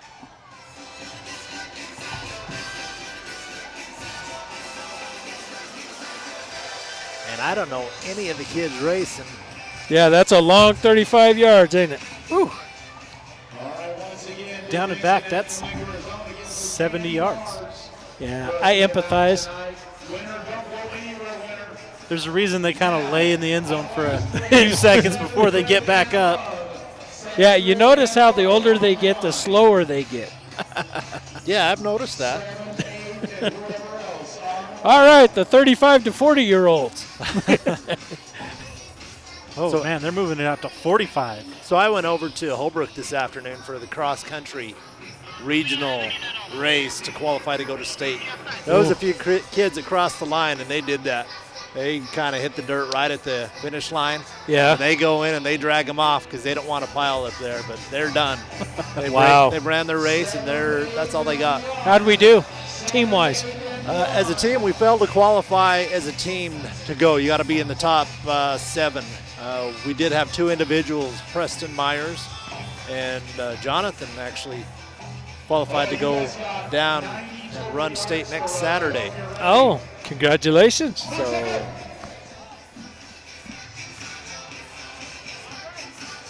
now McBride is out there again. Oh. Yeah, that Race turf is is on. surprisingly slick in just your tennis shoes. Hey, and I just want to say, Rustin, respect on the kind of drift over into your opponent's lane and not let him get around you. Hey, rubbing is racing. Hey, if you're There not you racing, go. you're not trying. Good to see Rustin out there busting it for us. So do they get to keep the jerseys? Oh, no, the jerseys are the lanes. Is it? Every 10 yards, they've got to pick something and put it on. This is worth taking pictures of, I'm sure. Shoulder pads, jersey, They helmet. have shoulder pads, pants, jersey, and helmet. Aren't those pants down there on the 20? Yeah, I'm not. That young lady in pink, I'm not quite sure how this is going to. I hope they have somebody to help. That's what, hopefully she has a pit crew. Well, yeah, I was going to say, the equipment weighs more than she does. She's going to be like, I don't know where this stuff goes. You guys take her all the way to the first stop right now. Let's put those shoulder pads on right now for that first grader.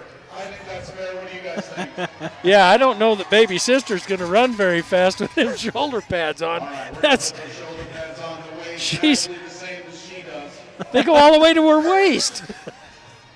Yeah, those aren't shoulder pads anymore. It's a torso pad. Yeah, that's body armor.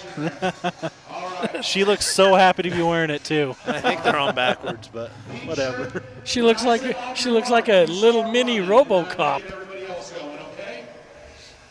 All right, here we go.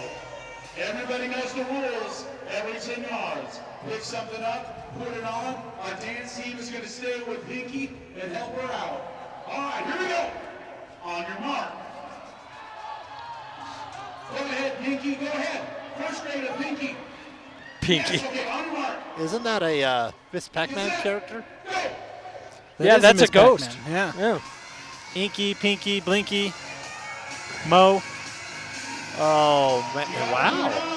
You got to put it on. Clack, clack, clack. You got to put it on first. Yeah, you can't. Get it on, and then run. Oh, Some of this equipment. pants are hard.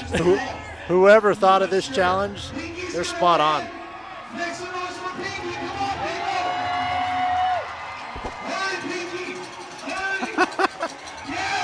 This looks like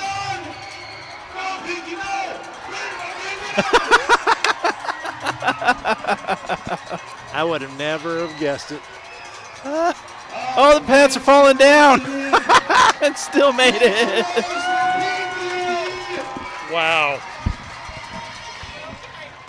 Everybody else gets a prize. It's been a fun year at halftime seeing the different variations they've done with the youth and having them get out there on the field. Rustin, try number 3, finally got the pants on, but the race is over. He didn't get him up very far. He's doing the old penguin shuffle. He kicked his shoes off. Oh, they gave him the smallest pants. They did. Oh, what fun. Well, 4 minutes left here in our Lesueur Advanced Automotive halftime show. Hey, if you guys need work done to your car or SUV, go down see the guys. Aaron down at Lesueur Advanced Automotive. He'll take good care of you. Yep. He always has done right by me. Good quality work.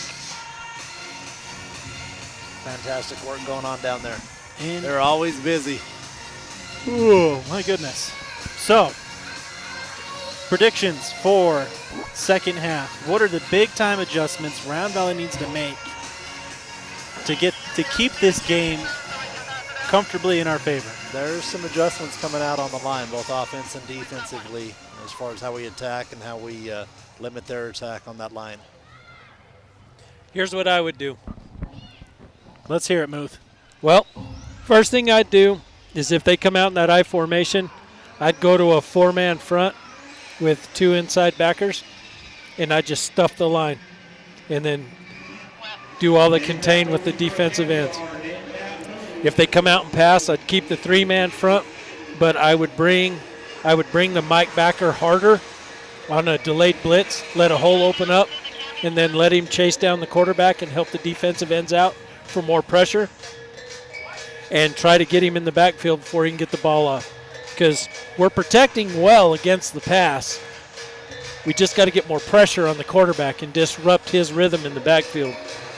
Offensively, I would tighten up the gaps, take away their defensive rush, kind of clog things up in the middle and just bounce to the outside.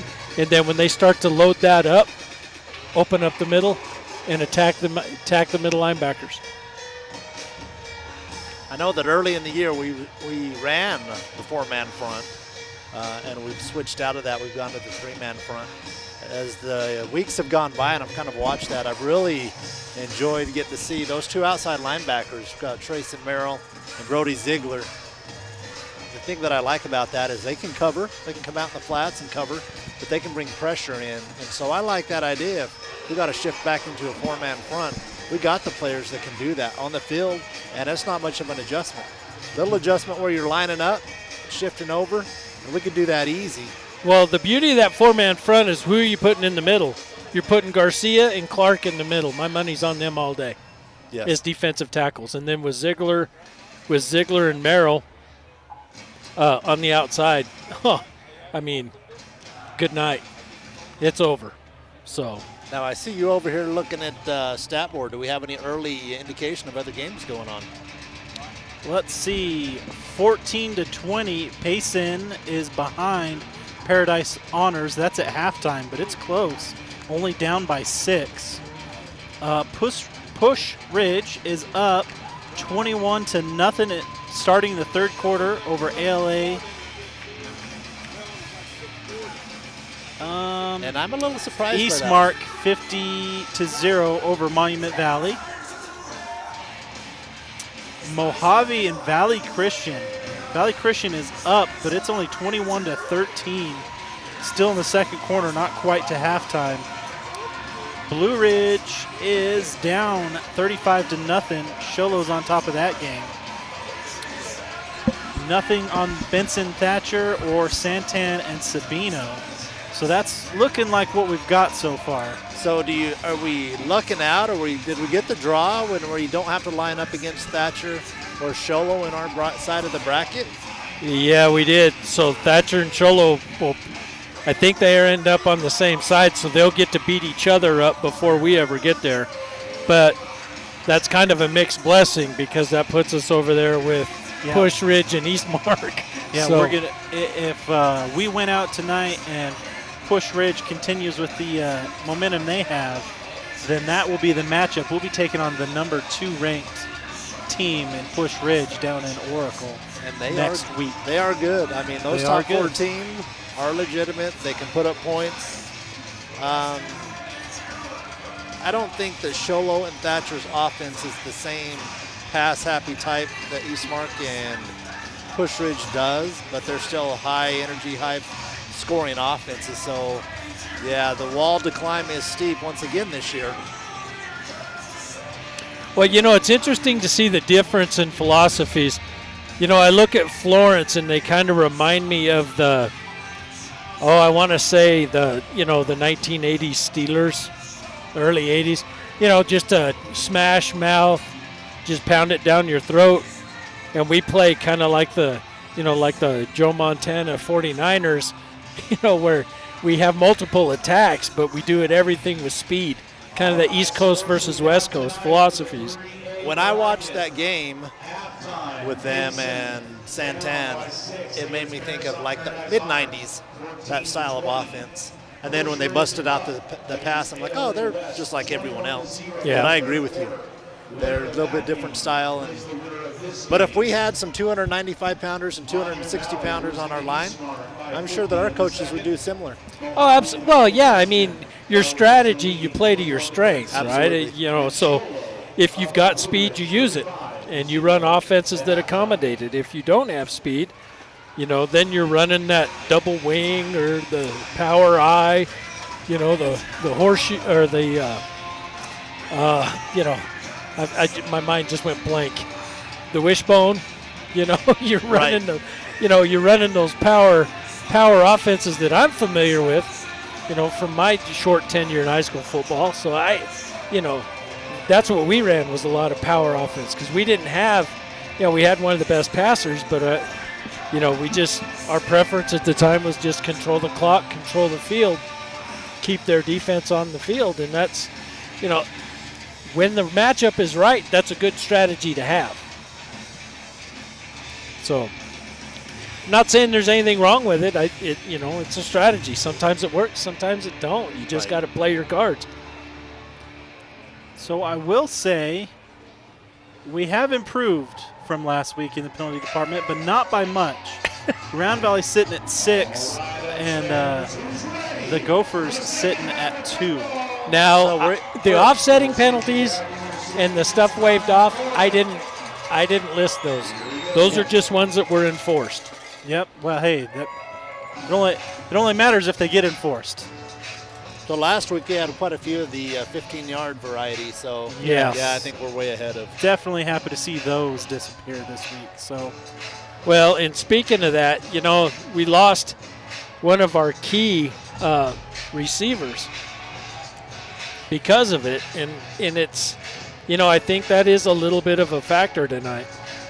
In the way our offensive attack is playing out. Absolutely, and he was kind of the stretch player that we used. I mean, down the sidelines, he was the long passes that we got in general went to him.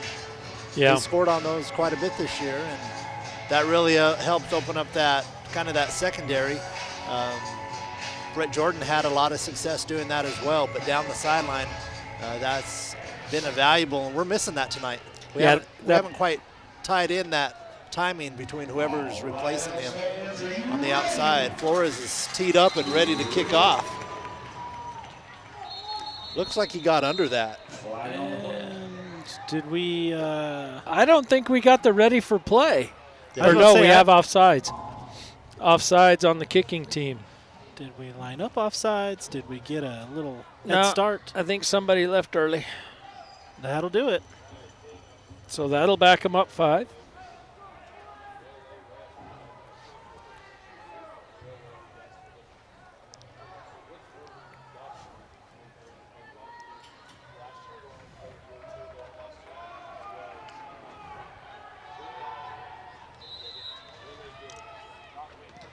He's going to boot it again, and he got into that one.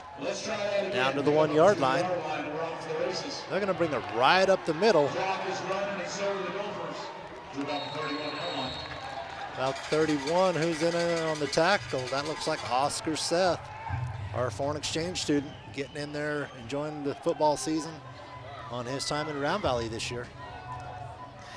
He's been fun to watch. Fun to get to know that young man and watch him play and learn the game of football. So I got the chance to ask him, because before the season started, Dallin Walker and him and a few other boys came by the house, and we were talking football, and then I ran into him here in the Dome. I said, well, how do you like it? Is it better than European football? He goes, oh, I love to tackle. They're going to go straight up the gut. Number 8 is going to kind of cut back, pick up of about 4 yards. Yeah, Kyle Clark with the tackle. He's had a big night tonight. Doing work on both sides of the ball. Yeah, Oscar told me, he says, I like American football because I get to hit people and I get to tackle. There's that format. Well, no. They're going to hand off right up the middle, and that play's going to get blown up. Who's in there? Gage Baker. Gage Baker. Noah helped, I think, stand up that lineman. Gage came in and blew up the running back. Yeah, and that's what you need. You need that little bit of a delay from Baker to let that hole open up. And then once that hole opens up and you see where the back is coming, then you shoot into the gap and meet him right at the line of scrimmage. If you get in there too quick, you get blocked. They're going to hand off again right up the middle. It's number 13. He's only going to get maybe a yard. Yeah, Keanu with the tackle there. Well, Elks defense came out meaning business. Yeah, So they didn't go to a 4-man front. They didn't go to it, but it was a 5-man front. They brought both of those outside linebackers up to the edge to press and to put pressure on that line. Yeah, they're not starting in it, but they're going to it at the snap, and that's that way they're not giving a different look, but they're effectively doing the same thing. Clark's going to pick it up about the 30. He's going to bob and weave out to about the 37. So a 7-yard gain for Clark. Okay, I just have to say, because it was kind of comical, as the punter released it, he took about 2 sidestep shuffles and bumped into the Elks defender that was just standing there, and then looked at the ref, and the ref just looked at him and shook his head. And I found it comical, so. I thought you were going to say, and he flopped. It was an attempted flop. I think he wanted to until he saw He the kind of ref did a look little at him double crow hop into him and then looked at the ref, and the ref was like, nah. Don't do it. Don't do it. Hand him up the middle to number 2, Clark. Good hard running. I think he's going to get all 10. Yeah, actually 12. 11. Yeah. And you can't go any more up the middle than that run was. I was going to Right say, up the gut. I was going to say at halftime, man, we haven't just been running it up the middle. We've had a lot of success doing that. So are these two We've been big attacking boys, the edges all the first half. Are the 2 big boys, are they tackles? Or did they just run right between them?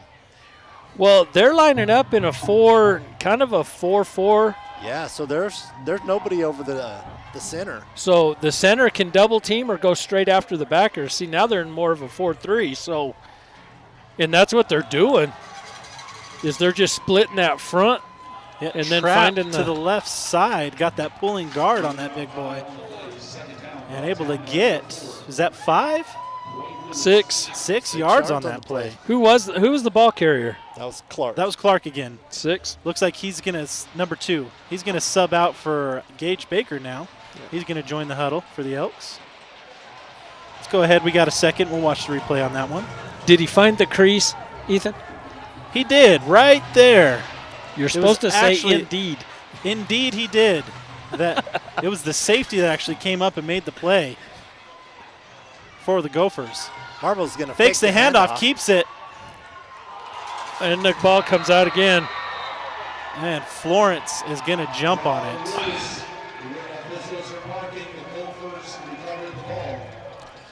So a couple things happening. They're either, and they practice this, coming in and punching that ball out, or he's in that effort to get that extra yard, is kind of losing that right at the end. No, Riker does really well keeping it high and tight. I think what they're doing is they're punching from in the armpit and bringing it and punching it out. Well, and I've noticed several times he's getting hit and stood up and not being brought down, and that always invites someone to come in and at least take a shot at the ball. Gophers back on the ball, quarterback under center, I formation. They're going to bring the tight end and cross the formation. First and 10 for the Gophers, then back in an I formation. Pitch out. Yeah, Trayson gets him in the backfield. Hey, it was by the shoestrings, but it works. Almost a 5-yard loss on that tackle. I like it. Give me more of that, please. Hey, in the comments, let us know if you went down and supported Booger Reds last night with that homemade chicken fried steak special they ran last Tuesday. If you did, let us know. How was it? Was it good? I didn't, but I need to. The Southwest chicken fry I just love. That's my go-to comfort meal. And nothing wrong with the chicken fried steak. No, but the Southwest with the green chili is awesome. Quarterback got the ball. See, that's too much time. We cannot give him that much time. Ziegler going to go ahead and meet him, not let him get, but maybe a yard. I'm loving the fact that we're putting that pressure on the quarterback and not letting him take that up the field. Clark did that to him earlier or later in the second quarter. Ziegler right there, he's coming up, but he's shutting down that running lane quickly. Yes, he is. The thing that's troubling me is the fact that he's standing back there dancing around with a lot of time before he decides to tuck it and run. That's the part of that bothers me. Right down the middle. Intercepted. By Riker. He's going to go to the outside. And there's the flag. Holding, or a block in the back. Well, he bumped into him, but it wasn't intentional at all. He kind of did this little. It doesn't matter. Yeah. I mean, I don't even think he had possession. They kind of just ran into each other. I didn't feel like it was intentional. If it was me, I don't know if I would have thrown that flag. We'll go ahead and watch the replay. Why not? Well, we get the interception, but we don't get the touchdown. That was kind of a flop. It was a flop. I'm not going to lie, man. from what I saw. What a momentum opportunity. We get the turnover, which is great. But losing the points off of the board. And 10 yards. Never missing an opportunity. The umpire showing us his prowess of the rules, even when they don't apply.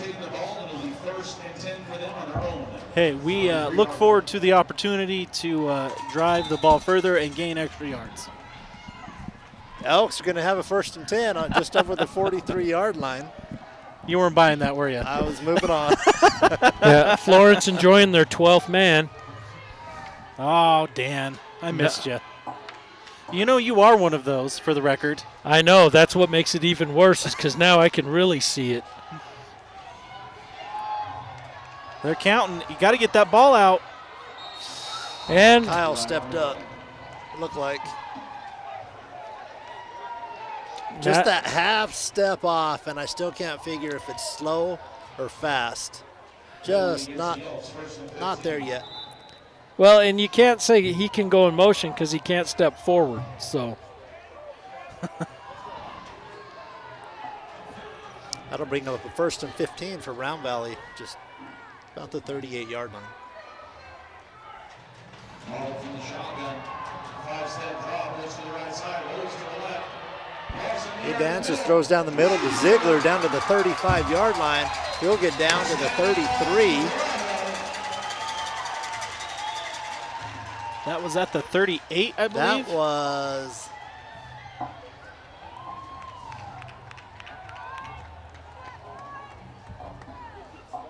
how far was that? That was at the 39. 29 yards, I believe. 28 yards. And then he got, what, about 5 on the run? About. Elks right back up to the line. So it would have been a 23-28 total then. 1st and 10 for the Elks. They're going to hand it to Baker up the middle. And he is going to get snowed under by a sea of the white Yep, he got up to the line, fought hard for a couple extra, and then 72 came in and threw him back 3 yards. But forward progress is going to get him up to the 31-yard line. Yeah, he got 2 the hard way. Is that white and red, or is that some kind of a burnt orange? I think it's red. It's red. Red. When I was on the field, it looked more red, but it does look a little orangish From up up here, I'm having a. No, they're St. John's color.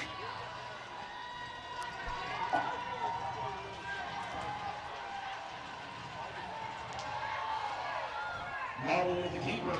Gain of another 2, third down. Yeah, he's going to marble with the tuck and run.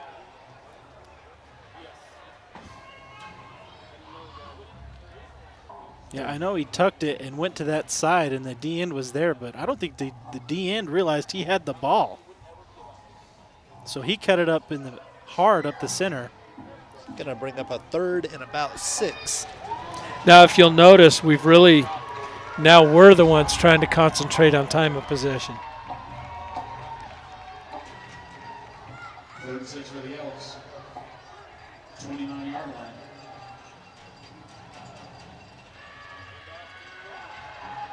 Marble hands off to Baker. Yeah, Gage trying to be patient, but unfortunately losing momentum. Just getting it back to the line. With the lead, that is, time of possession is valuable. Critical, you control your destiny. Yep. Going to bring up 4th down. Looks like we're going to go for it. Well, I think we're in a good part of the field to try it. I mean, it's not, if it goes over on downs, it's not horrible field position.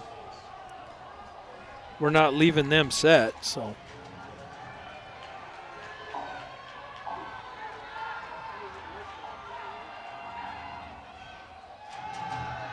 Rider from the shotgun, looking to the right side. Intended receiver for Harlan. Will be a turnover on downs. 451. We want to do the 3rd. Yeah, a little argument after that play. It's all right. The Elks get it figured out. Defense trots back out on the field. It's interesting. We have 4 people out in running routes, and they got 7 defenders back there. Yeah, they did not bring a pass rush at all. No, they were dropping everybody. They had Jordan triple teamed, Harlan triple teamed, and then a guy out on the far side. They were not taking any chances. They knew Round Valley was going to go to the air. Quarterback under center is going to hand off to the second man through. Number 4 going to run out and get hammered by Harlan. Yeah, Harlan and Trayson. Number 4, Cade Lewis. And Brett Jordan. He made the initial hit, and then Trayson laid some wood, my friend. Or maybe it's not Cade. Maybe it's Quade Lewis. Quade? Oh. Number 4 for the Gophers. Quarterback number 5, Logan Stinson, coming up under center. The take, hand it off to the second man, right up the middle. Brett Jordan. They're scrambling like the ball came out. Brett Jordan laid the hammer on that one, and there were people scrambling like the ball Yeah, they're came going to out. it'll stay with Florence. All righty. So that was Merrill 3rd and Harlan again, wasn't it? I believe so. Because I think they're blitzing Harlan on that side. 3 minutes, 50 seconds left to go. Sierra Propane 3rd quarter. It's already down. And Elks up 12-0 over the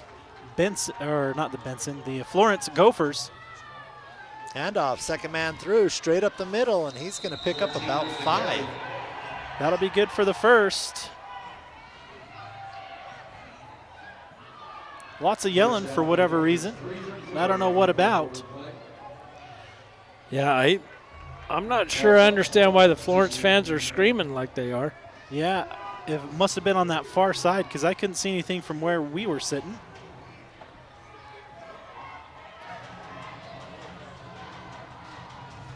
Quarterback back under center, split back formation. Gonna pull the guard, running back. Yeah, see, if Baker would have delayed that a little bit, he could have met him in the hole. Kaneen Neal on the carry, about 5-yard pickup. That was Clark in on the tackle, was it not?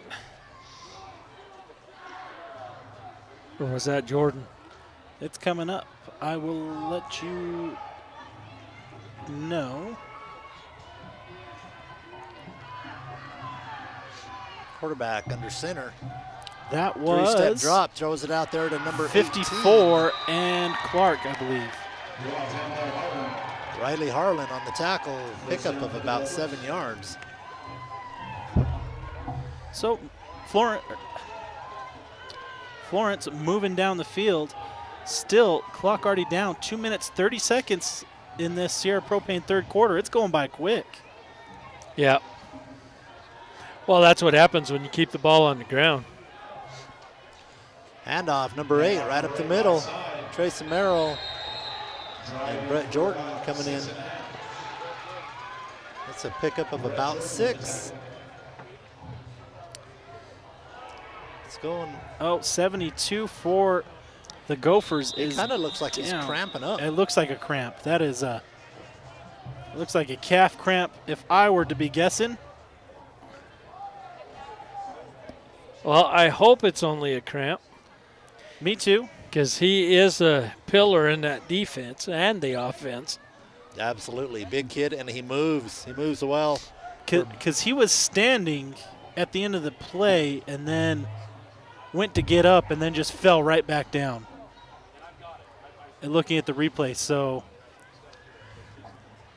Well, we hope it's nothing serious. No trainer out on the field. Oh, here come the trainers now. We got 2 coaches tending to him. Well, we'll take this opportunity to shout out another one of our sponsors. Looks like he could use Altitude Hyperbaric Chamber, altitude.life. Get in that hyperbaric chamber, get that 100% pure oxygen at below sea level pressures, and boost your immune system, help with surgery recovery, invigorate the old muscles there, optimize your performance. Maybe you're trying to get a new fitness regime going on and you just need a little extra recovery to help see you through.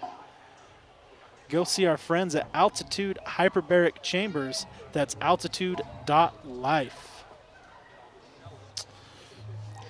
Yeah, I might need that in the morning. Heading to Phoenix in the middle of the night. Might need a little something extra to go on. Yeah, daughter's got to be at the field at 6:45. Oh. In the East Valley, so. Yeah, that's hard to tell. That's a little more serious than a cramp. Yeah, he's favoring that left leg, so hopefully he's doing okay. Well, we wish that young man the best of luck. Hope it's nothing serious. Indeed. Hey, if you need steel chainsaw parts, new saws, trimmers, blowers, anything, pressure washers even, go see our friends at Cowboy Up in Midtown Springerville. Hey, they're not a big box store, but they carry quality products, feed, tack, other supplies. Go see them for all of your feed and chainsaw needs. That's Cowboy Up in Midtown Springerville. I'm so glad that stuck. 2:01 left to go in the third quarter. Florence under center. Is that a wishbone? Well, it appears to be thus. Split back, they're going to hand off to number 8 again. He's going to get right up to the first line, or first down. 58 is going to lose a helmet there. I'm not sure if it was helped by one of our defenders, defensive linemen. Doesn't he have to come off for a play? Well, I thought so, but coach is yelling at him, get back in there. And the refs don't seem to care, so. All right. Well, and the umpire, the gentleman in charge of safety, is letting him stay. Huh. Imagine that. Third down. It's not a first down. Third down in inches. And they're going to run out of shotgun formation, one back. Handoff straight up the middle, and Gage Baker meets him. There's that blitz pressure that you're talking about, Dan, coming up the middle. Yep. And they're going to go ahead and grab Mr. Clark out of there so that he don't get in trouble. He had a little extra going on down here on the side with the blocker. I'm not sure why they went out of shotgun in that position. The quarterback could have been under center and just leaned over. Yeah, I'm not sure I understand that either, but hey, To our advantage. they have to run a play. And they're going to come dangerously close They're on already time counting here. it. They're not even to the line. Yeah, that's going to be a timeout. Florence coach is looking a little frustrated at that. As he should. Timeout on the field with 33 seconds left in the third. Hey, Backwoods Tees, another one of our sponsors we haven't talked about tonight. Hey, they've been serving the White Mountain since 2017. They do embroidery, screen printing, do a variety of custom apparel projects. Go in there and they'll help you design it, get what you need done.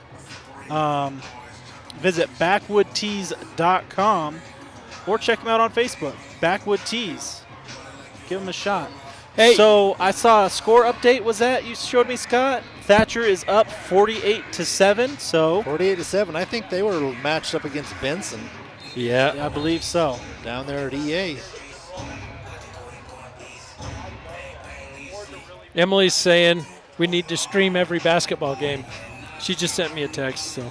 Oh, well, she's welcome to come help. Hey, so we got a bit of a surprise tonight after setup.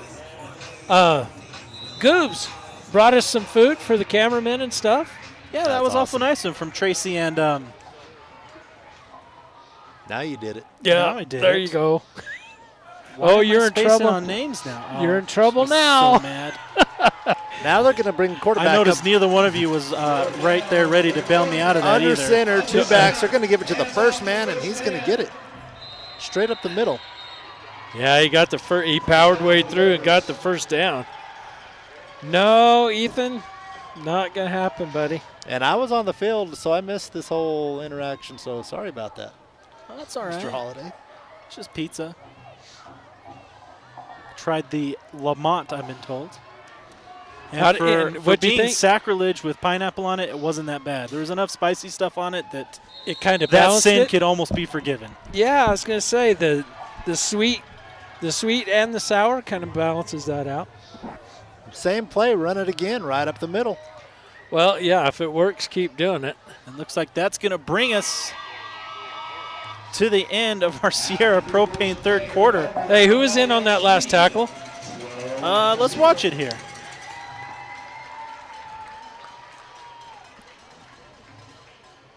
That was Gage with the initial hit, and then was that Noah? Noah got the tackle. Mr. Dana. Mason only trails by 5 in the third quarter, 21-26. Ooh, Payson putting on a show, only down by 5 in the third. Yeah. Fighting hard. East March still leading Monument Valley 50-0 in the third. Hey, if you need some insurance in the White Mountains, go see our Farmers Insurance agent, Troy Merrill, right there next to the shortstop, our stat sponsor. Talk about life insurance, as there is risk in everything we do. He's there to help you get covered and protect your investments, what matters to you most. Go see Troy Merrill, defensive coach for the Round Valley football team. So Holly and Tracy at Goobs want to thank them for the pizza. Holly, thank you. I knew she was going to, well, anyways, I'm going to let it go because I don't like the way my foot tastes, so I'm going to take it on out of my mouth now. We're back on formation. The Gophers have the ball at 30, hand it straight up the middle and get down to about the 26. That was Clark with a little bit of assist from, was that Jordan? Clark with the initial hit. Jordan in to lend a little bit of muscle there, bring him down. And I have a feeling this is going to be right up the middle. Number 13 pushing his way through. He's going to pick up about 10. Okay, I'm starting to notice. You know, this is a two-possession. This is going to be a two-possession or two-score ball game for Florence. Time of possession is going to be critical, but I'm starting to notice those guys are not popping up the way they were in the first half. I think we're starting to see the lack of oxygen play a toll here. Quarterback under center, 2 running backs. He's going to fake the handoff, roll out to the right. Get pressure out here, Ziegler. There you go. Gage Baker's going to come up and help him out of bounds. Young man's going to make a nice gain on the play. It's going to be good for first. It's going to be first and goal at the 7-yard line. Looks like that's where they're marking it. Got out of bounds, stopped the clock, so that brings us to 10:55 left here in the fourth quarter. Brought to you by Molly Butler Large. Elks on top, 12-0, but Florence looking to try and bring that a little closer here. Ball on the 6, handoff to the second man through, number 13. Once again, Josh Jackson is junior for Florence, going to take it down to about the 3-yard line. You said that was Gage Baker on that stop? Did I? I don't know. Wes might have. I'll watch the replay. Gophers come under, handoff to the first man through. And I think they're going to stop him. So that's Noah. And No, that was Trayson on the last tackle. Down to the 1-yard line. We have a 3rd and 1.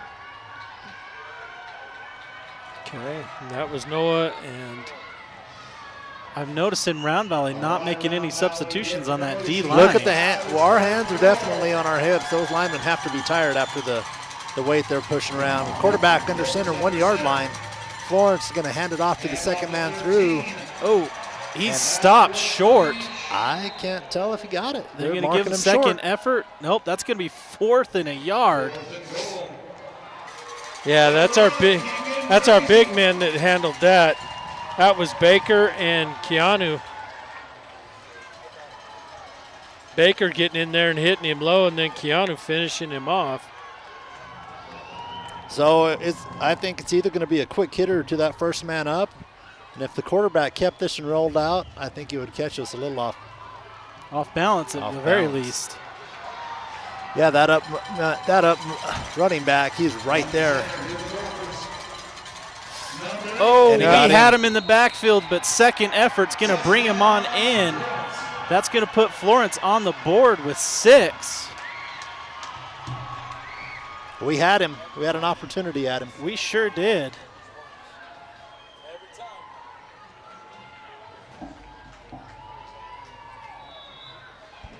I think we'll go ahead and watch the replay as they get set for the extra point. Tyo O'Rourke set up to kick that through. 12-7. All right, so Round Valley up by 5 points, 9 minutes, 8 seconds left to play in this Molly Butler fourth quarter. My goodness. We got a ball game on our hands. Well, I mean, would we expect any less, to be honest? I hoped for less. Did you really? I did. I was kind of hoping for an entertaining ball game, and I don't know if this was quite the entertainment that I was hoping for, but I'm not a blowout guy. I just don't like blowouts. I don't want to feel comfortable knowing who's going to win until we're under 60 seconds left in the fourth. I would love to know who's going to win pretty early when it's in our favor. Elks are going to come out to receive the ball. Do we get a little onside kick action out of Florence? It's a possibility. They would love to get that ball back in the middle of the field and run out the rest of the quarter with another score. But looking at some of those guys on the field and their numbers, I wouldn't say that's their hands team. I don't think that's the hands team, but they're going to bring that second line up a little close and see what we got here. Number 12 set to kick off, Tyo O'Rourke. That's a senior for Florence.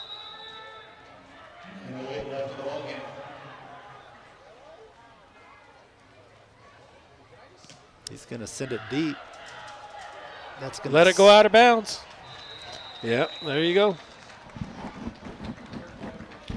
So Elks are going to take possession on the 35.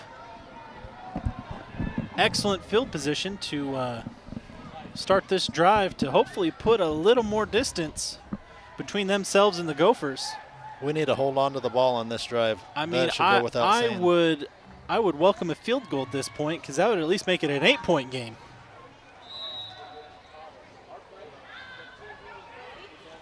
Well, I think we need to be a little conservative, to be honest.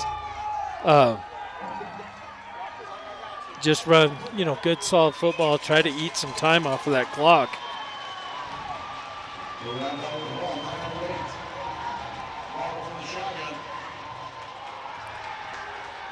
Margot keeps it right side. He's got room. They were going after that ball again. Marble puts 2 hands on it, and it kind of jerks him around sideways, but he holds on. Yeah, they are making an effort to get that ball out of there. They must have noticed something on film that would make, or this coach just does an extraordinarily good job teaching his defense to go after the ball. Pickup of almost 9 yards on the first play.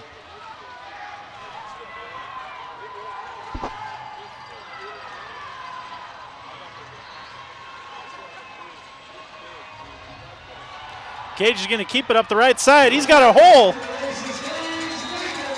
My goodness.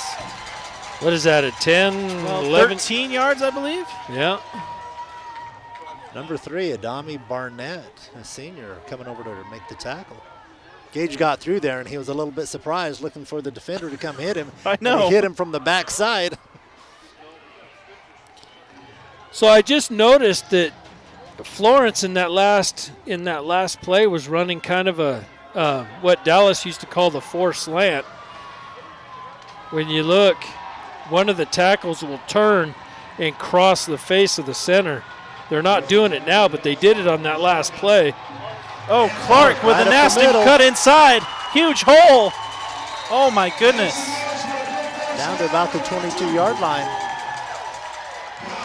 That, about 22-yard gain, right? 21 by my counts. 22. So you can kind of feel the difference of number 72 being out. Yes, you can. And what they're doing is, you look at, I believe that's number 51. He's lining up, or 59. Either one of them, depending on the play call. But they'll line up over the guard, and then they'll slant across the center, and that opens up that guard tackle gap. And that's why we're getting the explosiveness through there. See, there again, another pickup of 3. Hey, if it ain't broke, don't fix it. Keep running it. Because we're chewing up this clock, and we are gaining a lot of yards. We're well within field goal range. I pick up somebody on that sideline's not happy, but I can't tell if it's coaches or the fans. If they're complaining about not stopping the run or what's going on.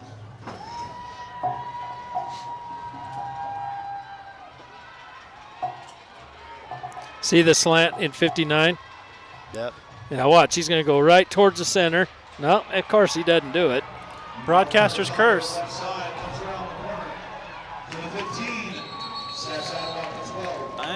Well, okay. So that's a gain of what, about 7, 8? No. Looks like they gave him a first down.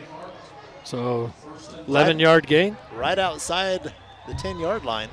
Who was that? Was that Riker that ran that? That was Riker. About 9 yards. The linesman let that defender go ahead and hit him about 3 yards out of bounds. Because why not? Admittedly, it wasn't a crushing hit, but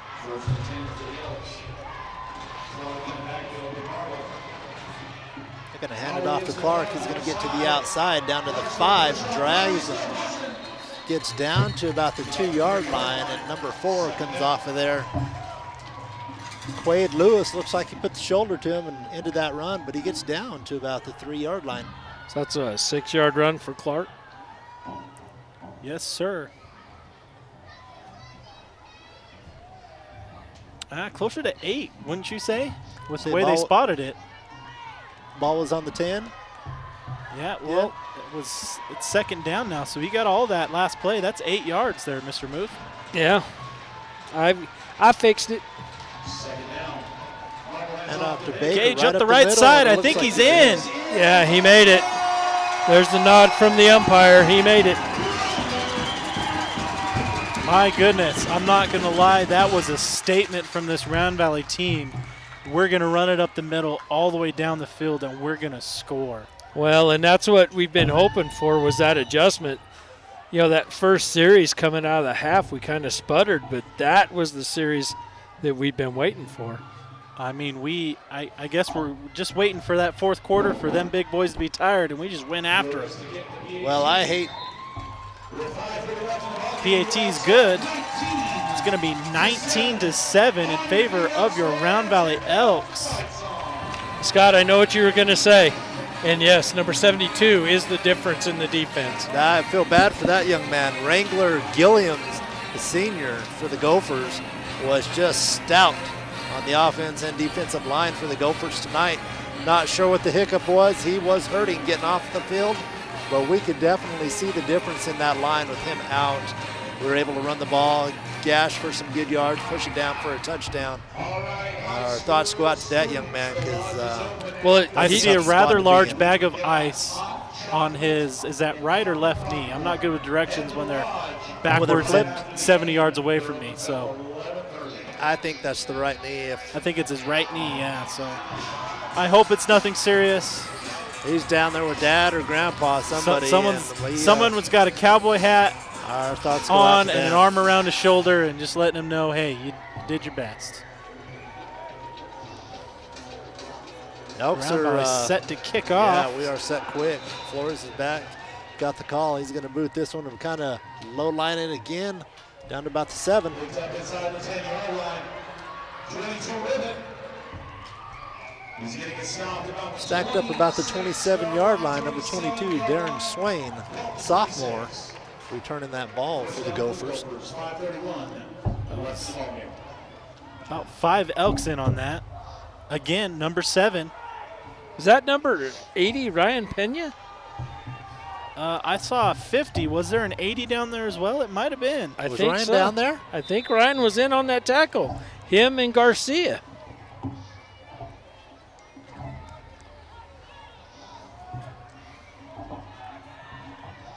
Oh, Brian Acosta.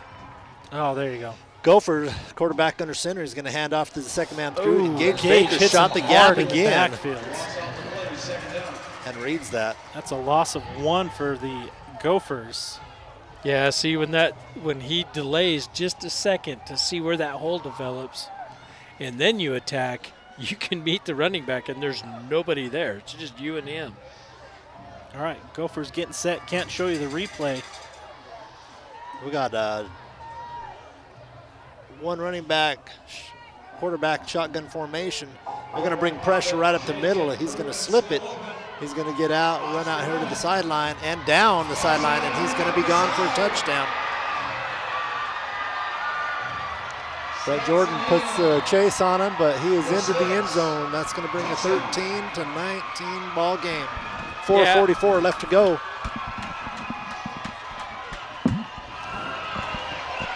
Nice block out here on the edge by, we're going to see it on the replay. Well, I thought Dana was going to have him in the backfield for a loss. Number 3 is going to pick up Riley Harlan right here. He's going to struggle seeing that, and that's going to spring him. Yep. Yeah. If you watch that again and look at that particular block, you'll notice something. Just saying. Number 12 in, that's going to get blocked by Clark. Number 17, Pistorio. I didn't know you could catch that and run it, but okay. So the defense cannot advance that, but the offense can? Okay, we're going to line up for a kickoff. So last week in the Florence and Santan football game, Florence drives down in the last 2 minutes, scores and ties up the ball game. And it might be in the last minute. And I think they kicked the ball off, and I assume that Santan run the ball back. I don't know this because when you watch the film, that portion of the game is gone. Huh. So I'm not sure what happened, but Santan scores and wins that ball game last week. It looks like we're going down to the wire. We got a 6-point lead for Round Valley. 4:44 left to go in the fourth. Well, I think this would be a great series to eat up the clock, punch it in, and give them no hope of trying to get it back. Make it a 2-score ball game again. Getting this first down, I feel like, is paramount. Now you're going to see our hands team out there. If you can power it in and get that first down, I feel like. We've got different numbers. I see Jeffrey Cochran out there as one of them. Riker Marble up short. Kyle Clark up short. Brett Jordan. They're all up to this on the second line or closer. Noah Dana and Nell Rubicaba. And they're going to squib it long. It's going to go back to Dallin Walker about the 10. Oh, going to get up to the 20-yard line to get help down there.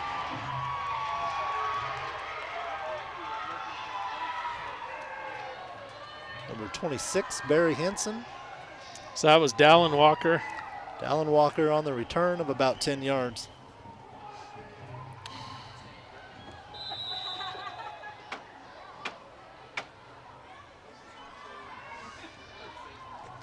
I think they're hoping to have us go 4 and out, enough to punt it away, but still wouldn't be great field position for them if that's in fact what we had to do.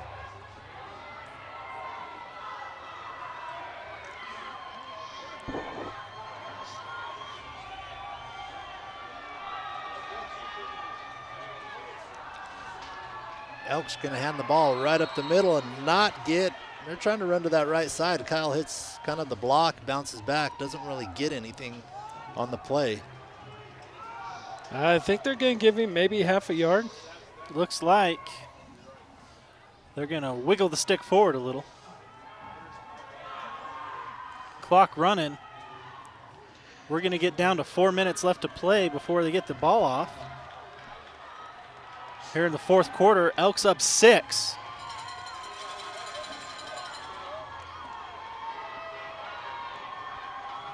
Second 10. Rebel heads out to Ziegler. Ziegler to the 30 and then some. Touchdown. The misdirection to Ziegler coming off the motion. He's going to get the first down. I'm pretty excited that he got down on that block. Did you see that? And then 2 of the Florence players just crashed each other trying to tackle him. Yeah, I'm glad he got down because it looks like they took the brunt of the punishment on that hit. That safety came up to make a statement, and he just kind of slipped underneath it.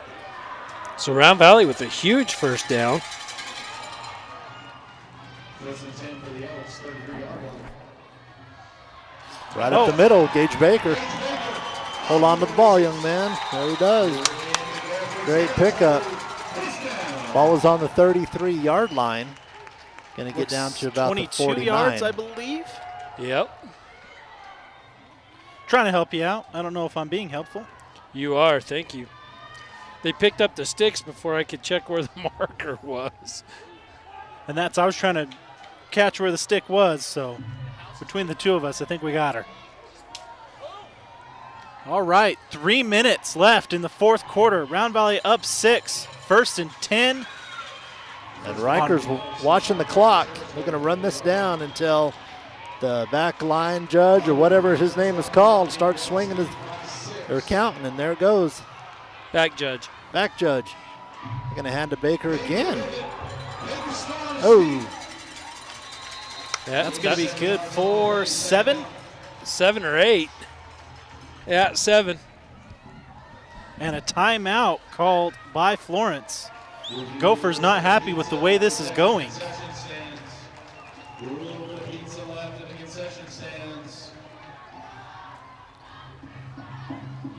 Well, we'll take this opportunity to shout out Beehive Homes of Eager. Hey, if your loved one needs some extra care, consider going down and talking to Beehive Homes here in Eager. They do an excellent job. They'll treat you like family. They have a home-like atmosphere, home-cooked meals, friendly staff. I know Wes always likes to mention that they helped take care of his Aunt Gwen. Beehive Homes of Eager. Good people doing good things in this community. Hey, if you need a surveyor, I know a guy. Mr. Muth, I hear you do that from time to time. I'm on a very limited basis now. I'm not taking a lot of work on between now and the end of the year. I understand you got a big-time contract. And not a contract. I actually am working full-time for the Forest Service now. I can explain more about that later, but... All right, joined in the backfield is that Clark. Looks like Clark. They're going to hand off. He's going to get it off the left side, trying to bounce it out. He's going to cut inside. He's got a huge lane. Stumbles with the ball. He's still got it. He's keeping on running. Bouncing off Gophers, cutting, spinning. Fantastic block by Riley Harlan downfield. So from the 44, where did he end up? At the 7. And we've got a Gopher down, unfortunately. So is this the replay here? Yeah, him and Clark collided at the end. They were both a little slow to get up. Clark able to shake it off, but number 7, he's still a little gingered down there. My brain's not working. 44-7. So 37-yard run for Clark. It's like math and stuff. I moved on. I forgot the numbers involved. That would have helped you out. I think it was, we had it on, well, I don't know. I thought it was the 37 when I looked at the replay. Yeah, I thought it was the Anyway. 44 is where the sticks were. Yeah, so I accepted a position with the Forest Service. And so now I'm doing my surveying is a part-time kind of a side hustle type thing. So that's what's going on there. Well, there you go. What are you doing for the Forest Service? If you don't mind me asking. So my duty station is the supervisor's office here in town, but I'm the title claims resolution manager for Region 3. So that's it's a big territory. Yeah, New Mexico and Arizona basically, all the forests in both states. And after my onboarding month, it's been they've done the here's a stack of stuff, get after it. So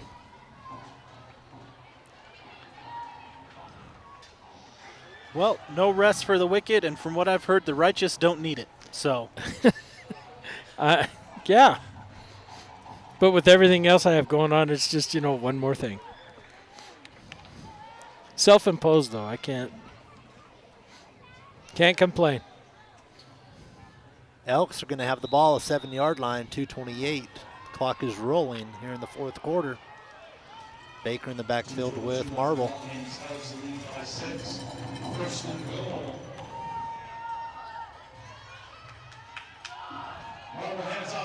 Oh. Did he get in? Oh, they've got him at the 2-inch line. All I know is he put the hit on number 26.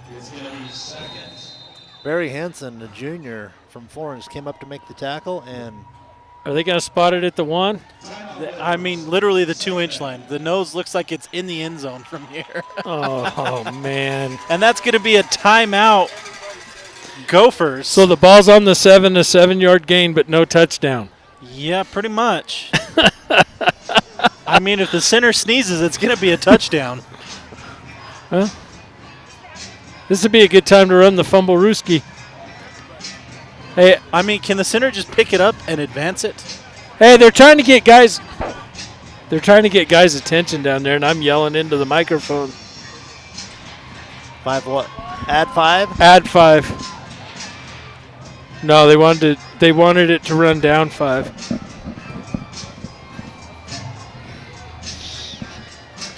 No, they blew it dead at 2:10:09, so I think they want to add 5.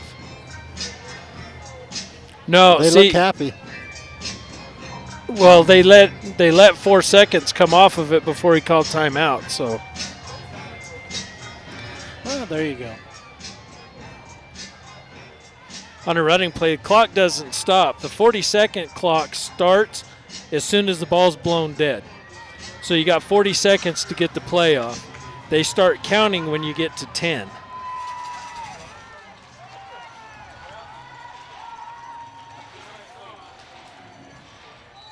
Probably a little bit in the weeds for you. Second goal, less than a yard and into the end zone. Help him out. Mr. Baker's earning this one. Let's see if they give it to him to go in. Oh, and he's Met met in the hard. They backfield. do meet him hard. They stuck him up around the 2-yard line. Yeah. They're going to give him the 1. And I never came off ads, so you're welcome. I was too busy taking notes and seeing what I have failed to do. And so there we go. That sounds about accurate. I was doing so well, too. Yeah, Lily telling me number 80 is Brian Acosta. Thanks, Lily. I caught that. Thank you, though. And off with the Clark. He's going to go He's in. That's good for a Trail Riders touchdown. And I think that'll about do it for this game. Yeah, that's. I mean, never say never in high school football, but 2 scores with 1:27 left on the game clock. Not a lot of time for these Gophers to work with. Well, Dan said he didn't like knowing the outcome until like the last minute of the game, and we're about there. Yeah, I feel pretty comfortable now. It's good. That's good. Fantastic kick by Kevin Flores. Once again, Round Valley's up. 26-13, 1:27 left to go in the football game. Man. Yeah, if you watch the back judge, he'll give a little nod, and then you can call it before they signal it. That's a tell. It's a tell. So I'm not going to lie, this home field advantage felt huge tonight. I don't know how you guys are feeling about it. Oh, definitely. But, you know, I think that, in all honesty, the lack of numbers in the stands tonight may have had an effect on the team. Because, in all honesty, they just didn't feel It as didn't hyped. feel like playoff football. Something was just different. Something was a little off. Well, and, you know, there's been a bug going around. Probably half the team is not feeling 100%. I mean, there could be a lot of things going on there that behind the scenes. You know, this is the time of year where everybody's got something. Everybody. Even the Bugs got something. Kevin set to kick off. He's going to drive that back right to the 1. Ooh. We'll bring it back out to about the 25. Oh, he's yelling at his people. Oscar Seth, number 23, looked like he got. Was that the same young man that was down over here before? No, that was number 7. This is number 22 23. now. Gophers slow to get up, which, you know, this high altitude cramps, it's definitely a thing, especially this late in the game. Oscar runs down, and he's in position for that. Just barely. Yeah, Slides he by. just got pushed just a little outside by that blocker and not able to come back in quite enough. Runner gets by him, but he was hunting for it.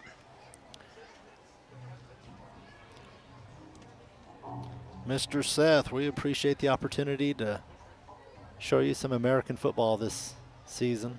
Hey, Appreciate it's been a good you, time. coming out. Well, guys, it's not over yet. I No. mean, you know. No. This will be the last game in the Dome as we look to move on. 1:21 left to go here in the fourth quarter. Yeah, I don't imagine any wild comebacks have happened. Yeah. Be nice if there was an upset, though, that we could get that one more in the Dome. Oh, wouldn't that be? Yeah, Push Ridge final score 35-0 over ALA. So that's going to be the game next week in Oracle. Thatcher 62-7 over Benson. Putting the hammer down. Still no final score in the Payson game. Well, you boys have fun in Oro Valley. Eastmark getting it done over Monument Valley. Is that Oro Valley or Oracle? Push Ridge. It's right in that area. Yeah, well, it's that North Tucson. You guys have fun down there. I've got to catch a plane Thursday night and fly to Sioux Falls, South Dakota, because it's not cold enough here. Clearly. Mojave takes out Valley Christian 38-12. There's the upset. Incredible. There's what were those the numbers? upset. That was number 8 taking on number 5. Wow. Okay. Quarterback back to take the snap. He's going to look to throw the ball, and we are finally going to Ball's out. Oscar Seth coming up. Is that Oscar? That is Oscar. That was Oscar. Coming up with the sack, the fumble, Fumble and the recovery. Okay, so Love it, Oscar. here we go, Oscar. We've got S, we've got an F, and we have, oh, dang it. We've been looking for something like that all night, and it comes in the just over a minute left to go here in the fourth quarter. Yeah, 2 knees in this game should be over. He gives Coach Haas a big hug as he comes off the field.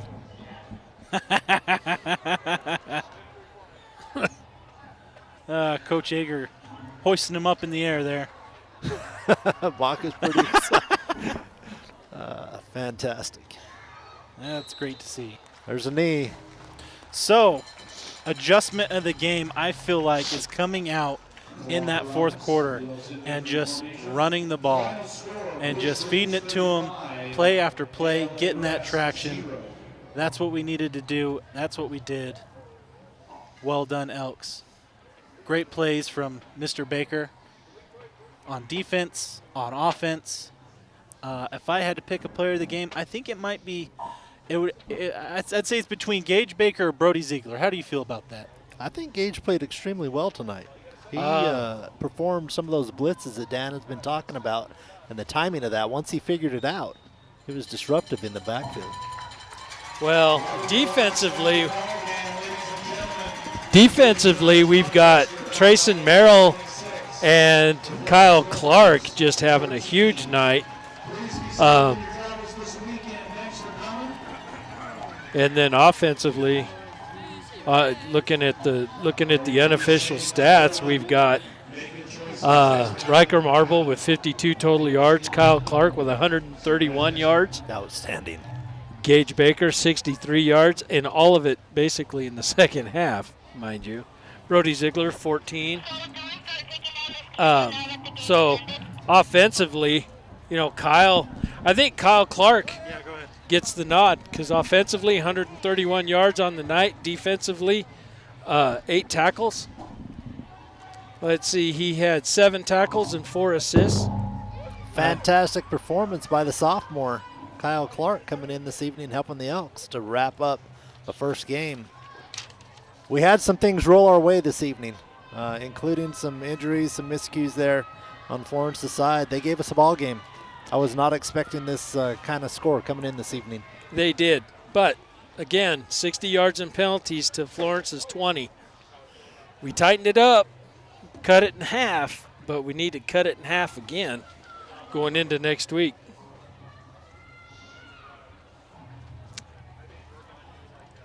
It's good to see some of the sportsmanship going on after the ball game down there. It's hard to know the relationship that the kids have and the knowledge that they have of each other. Elks are going to come out and they're going to sing the fight song. They're met by the student body down on the field. Florence is going to make their way down to the end zone, talk to the coaches for one last time this football season. We want to thank you for joining us and coming on out. Dan, we appreciate you coming in and supporting us this evening. For Gage or for Gage.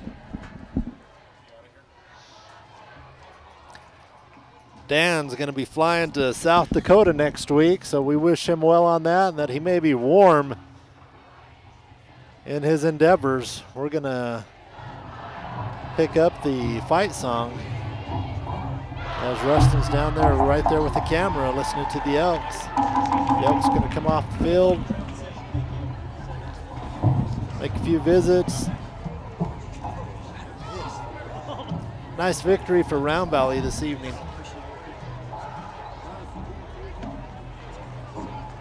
Florence, nothing to be ashamed of. You drive up, you play at 7,000 feet elevation, and you're not at that during the regular season. As the game goes on, that gets tough on kids that are not used to playing in it. You guys are big, strong, they had some speed. You got a fantastic quarterback, I believe, that will be very useful in the next couple years coming up. So you have some things to hang your hat on. No, there are some things that didn't roll your way right at the end, and we hope that those young men that may have been injured are doing well and to have a speedy recovery. Wish you well on your way back down the hill as well. I mean, hats off to the Gophers, man. They played a tough game, and I honestly wonder how this game would have looked if they would have stuck with that same crushing game plan they had in the first quarter through the second. But instead, like you said, it was like it was part of a game plan. They had all the success in the first quarter, went down. I know they got stopped, but still, you marched all the way down the field, took up the entire quarter, and then you came out in the second and they felt like they just had to keep throwing the ball. And they weren't having a ton of success with it either. A little bit here and there, but yeah, it's just interesting. I don't know. Maybe the coach had an idea of how he wanted that to play out, and it just wasn't working out the way he thought. But I think sometimes, that's a great philosophy idea. If you're expecting a low-scoring game, you can pound it out, control the clock, and kind of control how the game flows. If you're expecting your opponent to put up any number of points, and I kind of thought that we would put up a few more points than we might have than we ended up doing this evening. Sometimes you kind of get scared out of that, but I'm not quite sure what it is. It was an interesting evening, to say the least. Do we have any interviews coming up? Do you know that? I believe Wes is headed down now. I told him some suggested. Hey, travel safe, Dan. See you guys. Had fun. Thanks, sir. Just telling Dan, good luck. Have a good night. Travel safe. All that good jazz. So, do you got any updates on scores for us as we're waiting for Wes to make his way down to the field? Let's see. I just looked a moment ago. Any updated scores? So, still missing. Let me refresh here. All right, so we got the final score. Sholo is going to beat Blue Ridge 56-7.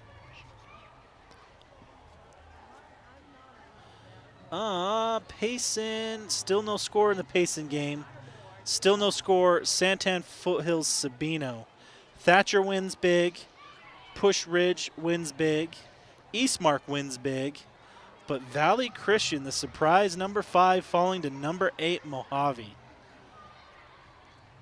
I had looked at Mojave's record just kind of coming into the end of the season, and it was hard to kind of tell where they fell. Valley Christian started the year ranked as a favorite by the Arizona Republic as number 1, and they went up to Sholo and got beat on that nasty wet weekend, and kind of their season has slid away from them a little bit. That's got to be a little bit disappointing for Valley Christian this evening.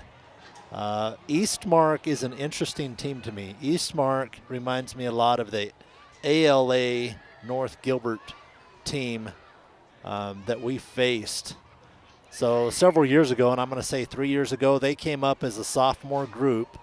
They were given that kind of that package from AIA, hey, you can play at this level, even though you're a bigger school because you're a younger program. They came up as sophomores, and we beat them pretty well up here.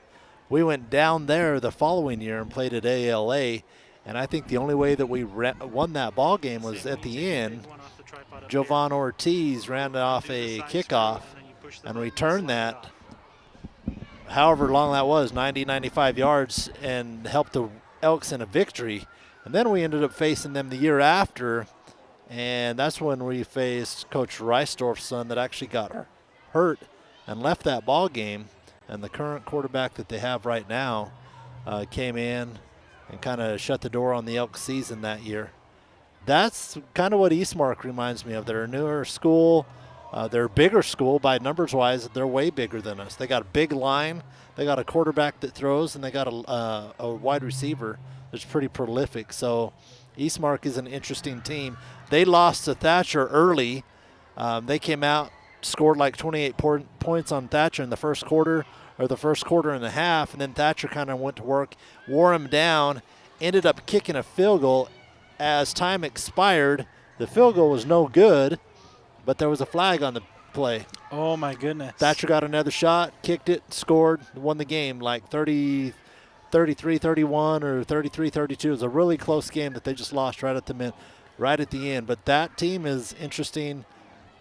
pretty strong, pretty dynamic. Push Ridge is the one that I haven't got to see much at all. Yeah, so pretty dominating score lines for Push Ridge. Just not a ton of really stiff competition, I'd say, when I looked at it. A few closer games, but they still seem to handle business. So yeah, I get the impression that they run the same RPO type offense where your quarterback is running, throwing, doing all of it, handing off to a solid running back. That's what the impression that I get just from the scores and what they're playing. They're putting up some big numbers, and that takes passing typically a lot because you're scoring quickly, putting up a lot of numbers on your opponents, kind of taking them out of their game. So that is what we're looking at next week, and that would be, I'm not even sure the schedule. Is it a Friday or a Saturday night game next week? I'm guessing a Friday night. it should be showing the 11th, so that's 7 days. That should be a Friday night. Okay, so that's going to be down in Push Ridge. Yep. So one more score update. Looks like Paradise Honors squeaks by Payson 26-24. Interesting. Very interesting. So they will be playing against Sholo, and that should be in Sholo because Sholo would be the number 4 team against the number 5, so they should be hosting Paradise Honors next week. And then looks like Thatcher is going to be hosting Mojave. Well, And so we're waiting for Eastmark, whoever they're going to be playing, the winner of the Sabino-Santan Foothills game, which we still don't have a final score for. who is that beat Payson? Paradise Honors? Yes. They're not going to like that game up in Sholo because that's going to be another cold night It's a week going to from be tonight. cold, and They're up at elevation. It's going to be cold. What do we have for Division II for this evening? I would expect Morenci and Pima both to advance. Pima won, yes, 55-8 over Chin Lee. Wilcox took out St. John's. And those are the only 2 scores I have so far in the 2A, is Pima and Wilcox. So, unfortunately, our friends just the other side of the mountain there at Sholo or St. John's already out. Sholo doing very well for themselves. Pima and Morenci last week, I think, was a barn burner. Well, not really a barn burner. Last minute, I think the final score was 21-20. They flip spots. Pima secures number 1 position. Morenci drops to number 2. So they're on opposite sides of the brackets working through there. Would not be surprised if they match up again in a state championship game. The Pima quarterback down there, that team has got some athletic kids down there. I think that quarterback's like 6'5". Impressive, just big kid for a quarterback. You don't see that type of size. Really in the state, 6'5" is a big quarterback, but they have a lot of great athletes on that team. As a side note, that team is fun to watch in basketball. Their kids are talented, they're tall, they'll slam it on you, they'll run the court, shoot the threes. Pima making some noise. We're still waiting for Wes to get set up with the interview down on the field so we can talk to 1 or 2 players. All righty. Yep, just waiting for some players to become available. The talk the coaches have this evening may be a little longer than maybe a normal win talk would be. Yeah, keep your head on straight. Don't do anything stupid this weekend. There's a lot you got to get in. There's a lot you got to get in. For sure. I'm not sure that the coaches were expecting this type of a game tonight, but the Elks, through the struggles that they had, the turnovers, they hung with it. Were able to persevere and move on to the next round. See some picture taking going on down there for Florence, family members, players. Lots of these seniors, and we didn't even talk about it this evening. Lots of these seniors, this is the last opportunity they get to play in their high school career. Looks like they have a few. I'm going to count them.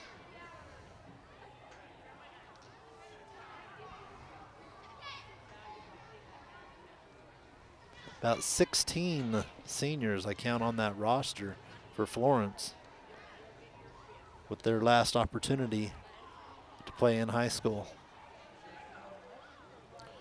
Well, if you're just joining us for our Lackey Reynolds postgame coverage, Elks pulling it off tonight, 26-13 over your Florence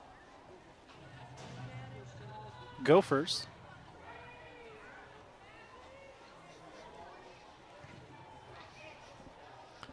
I see West coming up. I'm not sure that we're going to. Yeah, don't know if we're going to get interviews tonight. Okay, fair enough.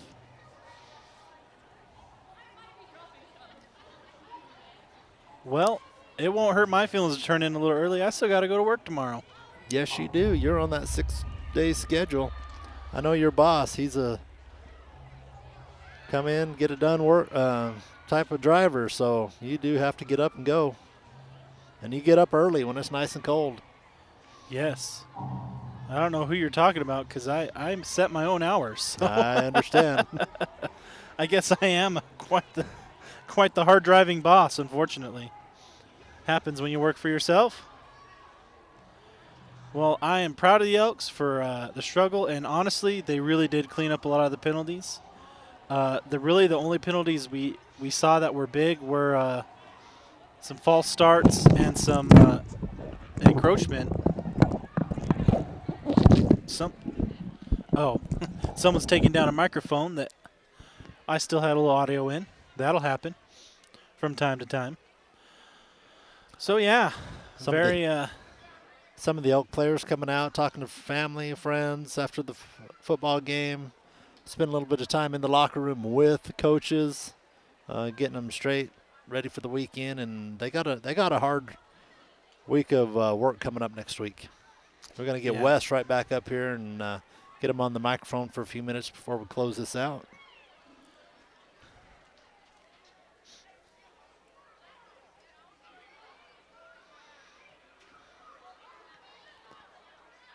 Still trying to find some more updated scores, but nothing yet on that last two games we're looking for. Santan Foothills Sabino, I bet that's closer than we think. And then I guess that's the last game, really. And Santan played this Florence team last week, and they beat them right at the end. It was a pretty close game. So I'm not sure what to think of that. I would think Sabino would have won that game, but I don't know. Here we go. Wes is going to join us shortly. So we get his microphone turned on and his headset in. What are your thoughts, sir? So looking at the brackets, it seems like things shook out the way that the numbers said they would, except for once, correct? Yeah. The 5-8 game was an upset. Yes, Valley Christian losing to number 8. Oh, no, that's Mojave. Yeah, sorry. Number 8, yes. Sorry. So one upset. The night everything else played out the way that we thought. I mean, a lot of these matches were. That Payson Paradise Honors game decided by 2 points. What was the final? 26-24. Okay. Last time I saw it was 21-25. That was the last thing that I saw. Crazy. Yeah. So that was a close game. Doesn't fall Payson's way, so they're out. We're moving forward. We got Push Ridge next week. You know, it's sad to see. I mean, Payson, I guess I still consider a mountain team. Like, we grew up playing them, and so they're off the mountain a little bit, like, I guess is what it is. But it is sad to see the teams that we play as they get eliminated as well, right? You want to cheer for them all. I mean, Sholo Blue Ridge, one of them is going to have to go, right? And so that one fell the way that I kind of thought that it was. And I'm the world's worst predictor, but I guess that's all right. So Sholo winning at home. They're advancing. They'll have another home game, correct? Yeah, so Sholo is going to be hosting Paradise Honors in Sholo. Oh, there it is. Thatcher is going to get a Mojave now. Okay. Not Valley Christian. We've got Push Ridge, and we're just waiting for to see who Eastmark's going to be playing. It's either going to be Sabino or Santan Foothills. You know what? I haven't gone to the comments. People are probably shouting scores. Well, in the scores that I had, there were scores and then they disappeared. It just said game pending or something. So I lost the tracking that I had when I was looking for what I was announcing live. So, not that you want to count chickens and hatch things and do stuff out of order, right? But this is where we thought we would be, I think, right? It's where we had predicted that we would be, that we're preparing for a trip to Tucson next week, and that's where the Elks find themselves. They've got a week to get ready against a really mean Push Ridge team. And so That's why I think a lot of the conversation in the locker room went a lot longer than it normally did. Is they're probably talking about a lot of stuff. They're siloing the win and getting ready for next week already. I'm sure they're going to be after it tomorrow. I'm sure we're going to be watching film and start planning now if they haven't already been kind of perusing some film and taking a look at things. And so I guess for me it was nice to see the penalties kind of cool off in the second half. I don't know if you guys would agree to that situation, but just a bummer to see so many penalties so consistently throughout the game. I didn't get to see the stats and how it lined out, but, man, it just seemed like there were flags everywhere. We got a lot, not as many as last week we talked about, but a lot of the offsides. We had people just urging to go. Yeah, and it was 9-2. Last week was 18-2. So can I call it fundamental frustration on my watching it happen? How many fumbles occurred? How many offsides and false starts, right? How many things that are fundamental and foundational did it seem like we stumbled on a little bit today? And then it seemed like third quarter we found our pace a little bit, right? We found a little bit of a groove. The penalties did back down a little bit. We saw some mean runs by Kyle Clark. It's nice to see him when he found a little bit of room and got moving. Gage Baker found, a gap a few times and was able to get it done. I really enjoyed watching Brody Ziegler tonight. I think he was a super enjoyable play. He caught the ball every time it was thrown to him. Let's say I was asking the boys. I felt like it was between Brody Ziegler or Gage Baker tonight for me if I was to pick a player of the game, because both sides of the ball, both of them, Brody was that passing threat. Gage, he was instrumental in really taking the legs out and getting down the field and getting some good hard runs. And he was bringing so much pressure up the middle, making good tackles. Hard-fought game from those two gentlemen for sure. Dan kind of felt like Kyle just based on the numbers he had amassed in rushing. I think it's just super unfortunate that we have to highlight as many people as we do, both sides of the ball players, right? Riker Marble making moves on both sides of the ball. Obviously, we say his name every time they snap the ball, right? But a lot of good defensive work that we saw from Riker, and that's consistent, right? Yeah. Trace and Merrill, both sides of the ball getting it done. Now, we're not going to announce his name near as often as we could on offense now as a lineman. They don't get the love. It just doesn't happen unless we force it and call out the line. But Trace and Merrill on the defensive side of the ball, just causing some havoc and some good stuff that we got to see tonight. But the offense wouldn't have happened the way that it did if it wasn't for the linemen, right? And so many of those players are playing both sides of the ball. And so it's what we always end up talking about, right? It's the number of people. It's the depth of the roster and how many skilled players you have in those various positions. It ends up finding its way to hurt us in different ways, right, throughout the season and into the postseason. So bonus that the Elks will see is Elmer should be back on the field in pads next week against Push Ridge. And so maybe we see a little bit of a different passing game for the Elks that we might not have seen tonight. It seemed like we didn't do as much of that kind of passing, and maybe that is because we didn't have Elmer, out to the side like we did the rest of the season. Yeah, he should be well rested, right? Yes. He seemed to be in good spirits this evening when I saw him this evening.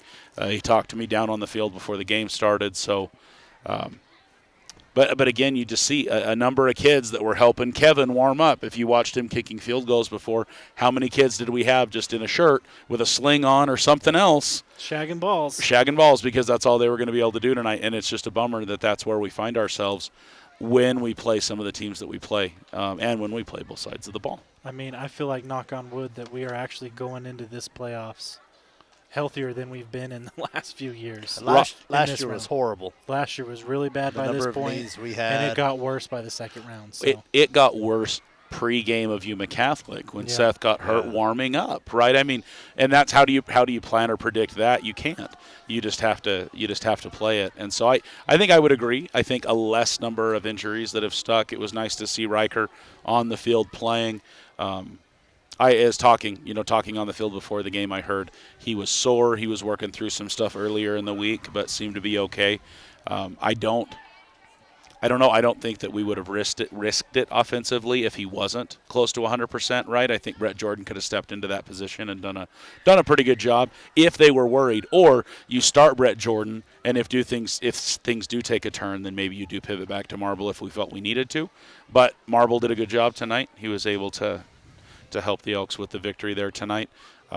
Score was a lot closer than I would have liked it to be, if you ask me. And when's the last time that you saw 2 field goals start the scoring for a football game and go into a football game 12-0 at halftime, right? I mean, yeah, I remember that's the score. NFL stuff.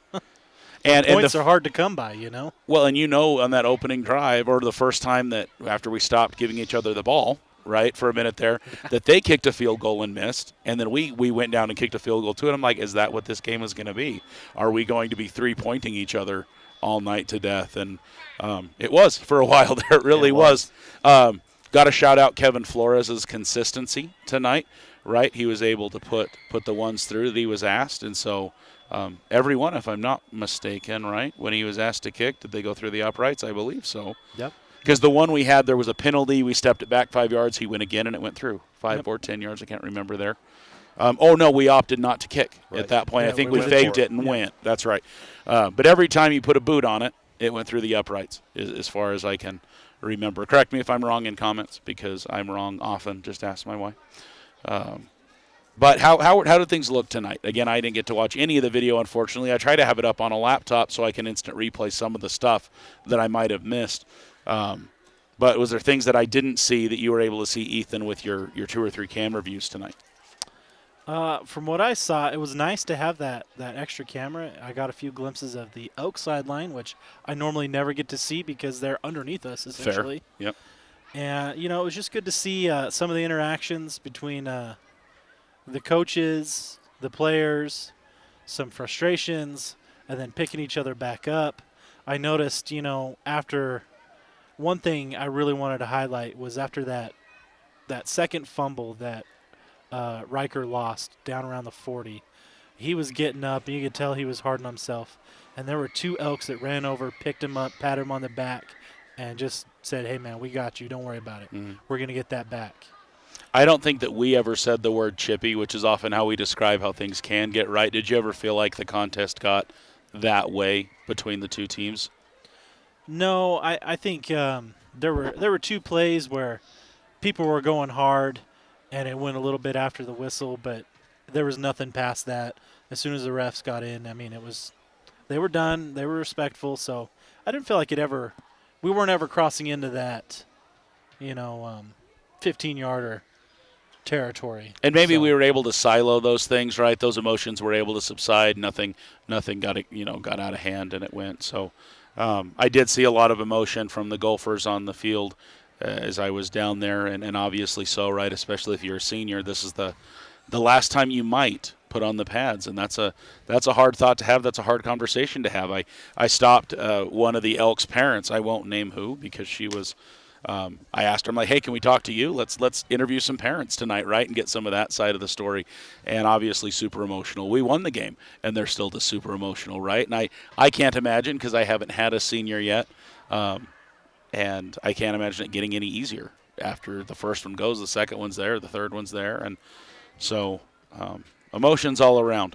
And maybe that's why people have lingered a little bit longer on the field. It seems like there's a lot more people still down there than normal. But maybe I'm usually just got my head in a laptop and, trying to tear down at this point. But Ethan's looking. Do we have a final yet? So still just missing the one game. Still nothing posted for the Sabino-Santan Foothills game, which that only has bearing for us if we manage to handle our business next week.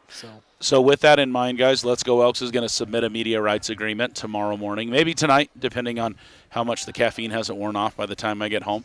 But I'll submit the agreement to the AIA for approval for us to be able to stream. I usually get a response on Monday morning, I think, because they understand everybody's making plans, right? So as soon as I hear back, I'll let you guys know. Be watching Facebook and YouTube for those stream notifications to go online. I try to hit those as early as possible so you can let friends and family know that we will be live and what we'll be doing. This will be the last game that we'll be able to do in a live video format, and we obviously want to bring it to you, and so be watching that. We watching for that, and we wouldn't be able to do it without all the amazing people that Ethan and everybody's been talking about tonight. And so a huge thanks to our sponsor family, for everybody that partners with us to make it happen that way. Ethan, you had the stats up. Was there anything you were wanting to point out specifically about the stats from a shortstop perspective? Well, if we're looking at the stats, remember what they were the end of half, like the first half. 70 or something. We had 70 rushing yards, 40 passing. We're at 110 yards total going into the half, which was low. We ended up with 269 rushing yards. All on the ground. Yeah, we got it done. I mean, we dominated the second half on the ground, and that. I mean, I know Scott mentioned it. It was, with that unfortunate injury to the Gophers, seemed like a big help. He was that interior lineman that was really clogging things up, and once we started attacking that fresh replacement, and man, we were just off to the races. Seems like 10, 12 yards a go every time. And I think that had to bump up that number because to me 6'9" seems low for our average rushing. I feel like our number is typically higher than that. Or maybe I'm just looking at a few people and thinking that. Well, I feel like the first half there was a lot of ones, twos, and minus ones, minus twos, As opposed to when every time the Gophers touched the ball, it was 4 or 5. Did you notice that? They had a few plays super consistent. That one drive, it was closer to 6. Every play was about 6 yards. And the thing is, they really didn't have a really diverse playbook, at least for me, talking to Howdy on that side on the other mic, was, 8's going to get it up the middle this time. And then they're going to give it to 13. Second man through, they're going to wait and let him have a lead blocker, right? Yeah. I really didn't feel like they had a super diversified thing. And Howdy's like, when are we going to see them go around the outside? When are they just going to pop it around the outside, right, to try to change it up? And maybe because it wasn't super broken, because they were effective offensively. And I want to say more than not, even though we end up winning by 13 points, but it seemed like they – had fairly good ball control offensively. But I say ball control and everybody fumbled the ball at least twice, right? Was it just 2 on each side? It just super. I mean, is that twice as many as – we had the fumble off the sack, so it was 3 for them, 2 for us. But okay. A lot of fumbles, though. Have we had that many fumbles in the rest of the season put together? I don't think so. I mean, maybe, but I feel like that which game was it? There's a bit of fumbling going around. But that was early. That was like the second game of the season. Oh, against St. John's. Yeah. Yeah. Oh, yep. We had the fumble Post and Butte as well. We had a couple fumbles right at the beginning that really changed the pace of the game, though. The way that game was, no one could hold on to the ball. That thing was just slipping and sliding everywhere. So I guess to put a bow on things, Scott, anything that you saw down as you were taking pictures before the game, watching the team get warmed up? Was it how you felt like it was going to go down? Were you surprised at all? I was very surprised at the score. I kind of thought it would be a little bit different. They played us tough. They have that one young man, 72, 295-pound lineman, 6'4". I'm not sure that we played somebody that size this year. Number 77 is not much smaller than him. Their size affected us tonight, no doubt about it. And is that why 8 and 13 were so effective, running the ball 4 to 5 yards every single play, and right? once 72 went out, we ran the ball. Once he went out. He was just incredible size. Tony Munoz from Snowflake, 6'4", 265-pound, just a big kid. He's 30 pounds bigger than that guy. Just incredible. Ethan and I watched him walk in, and we're like, okay, that's a coach, right? I hope we came to play because those are some big kids. It felt when I got up here, which was right about into the first quarter. Yeah, we were just off, and I couldn't figure off if we were just too hyped up or we just weren't quite ready to play. We were just a half a step not there, and I could never quite figure it out. But they came to play, and they were tough. I feel like the second half we finally dialed things in a little bit differently, right? Or adjusted maybe to them. But, even when it was 6-point ball game, fourth quarter, I want to say 5 or 6 minutes left on the clock, and we gave them the ball back. And I'm like, it's like, why am I comfortable? This is not a comfortable ball game, right? By no means at all. But the Elks getting it done late in the fourth quarter, so we hope they're able to work the Wiggles out and come out strong against Push Ridge next week. So, guys, again, we'll let you know as soon as we know if we can broadcast that game. We're going to do everything in our power to do so. So be watching the Facebook and the YouTube. If you're not subscribed and like both of those, hit the notification bell, and you'll know. As soon as we plan to go live, you'll get a ding-dong, let you know that we're going to be live. So from the Dome, guys, thanks for watching tonight. This has been Let's Go Elks. I'm Wesley McBride. I'm Ethan Holiday. I'm Scott Madrid. Dan Muth, Rustin McBride, Alex McBride, Gareth Holiday, Loey Hunt, Katie Hunt, the crew bringing you the action tonight. Guys, it's been Let's Go Elks. Be safe. Have a good weekend. Make good choices.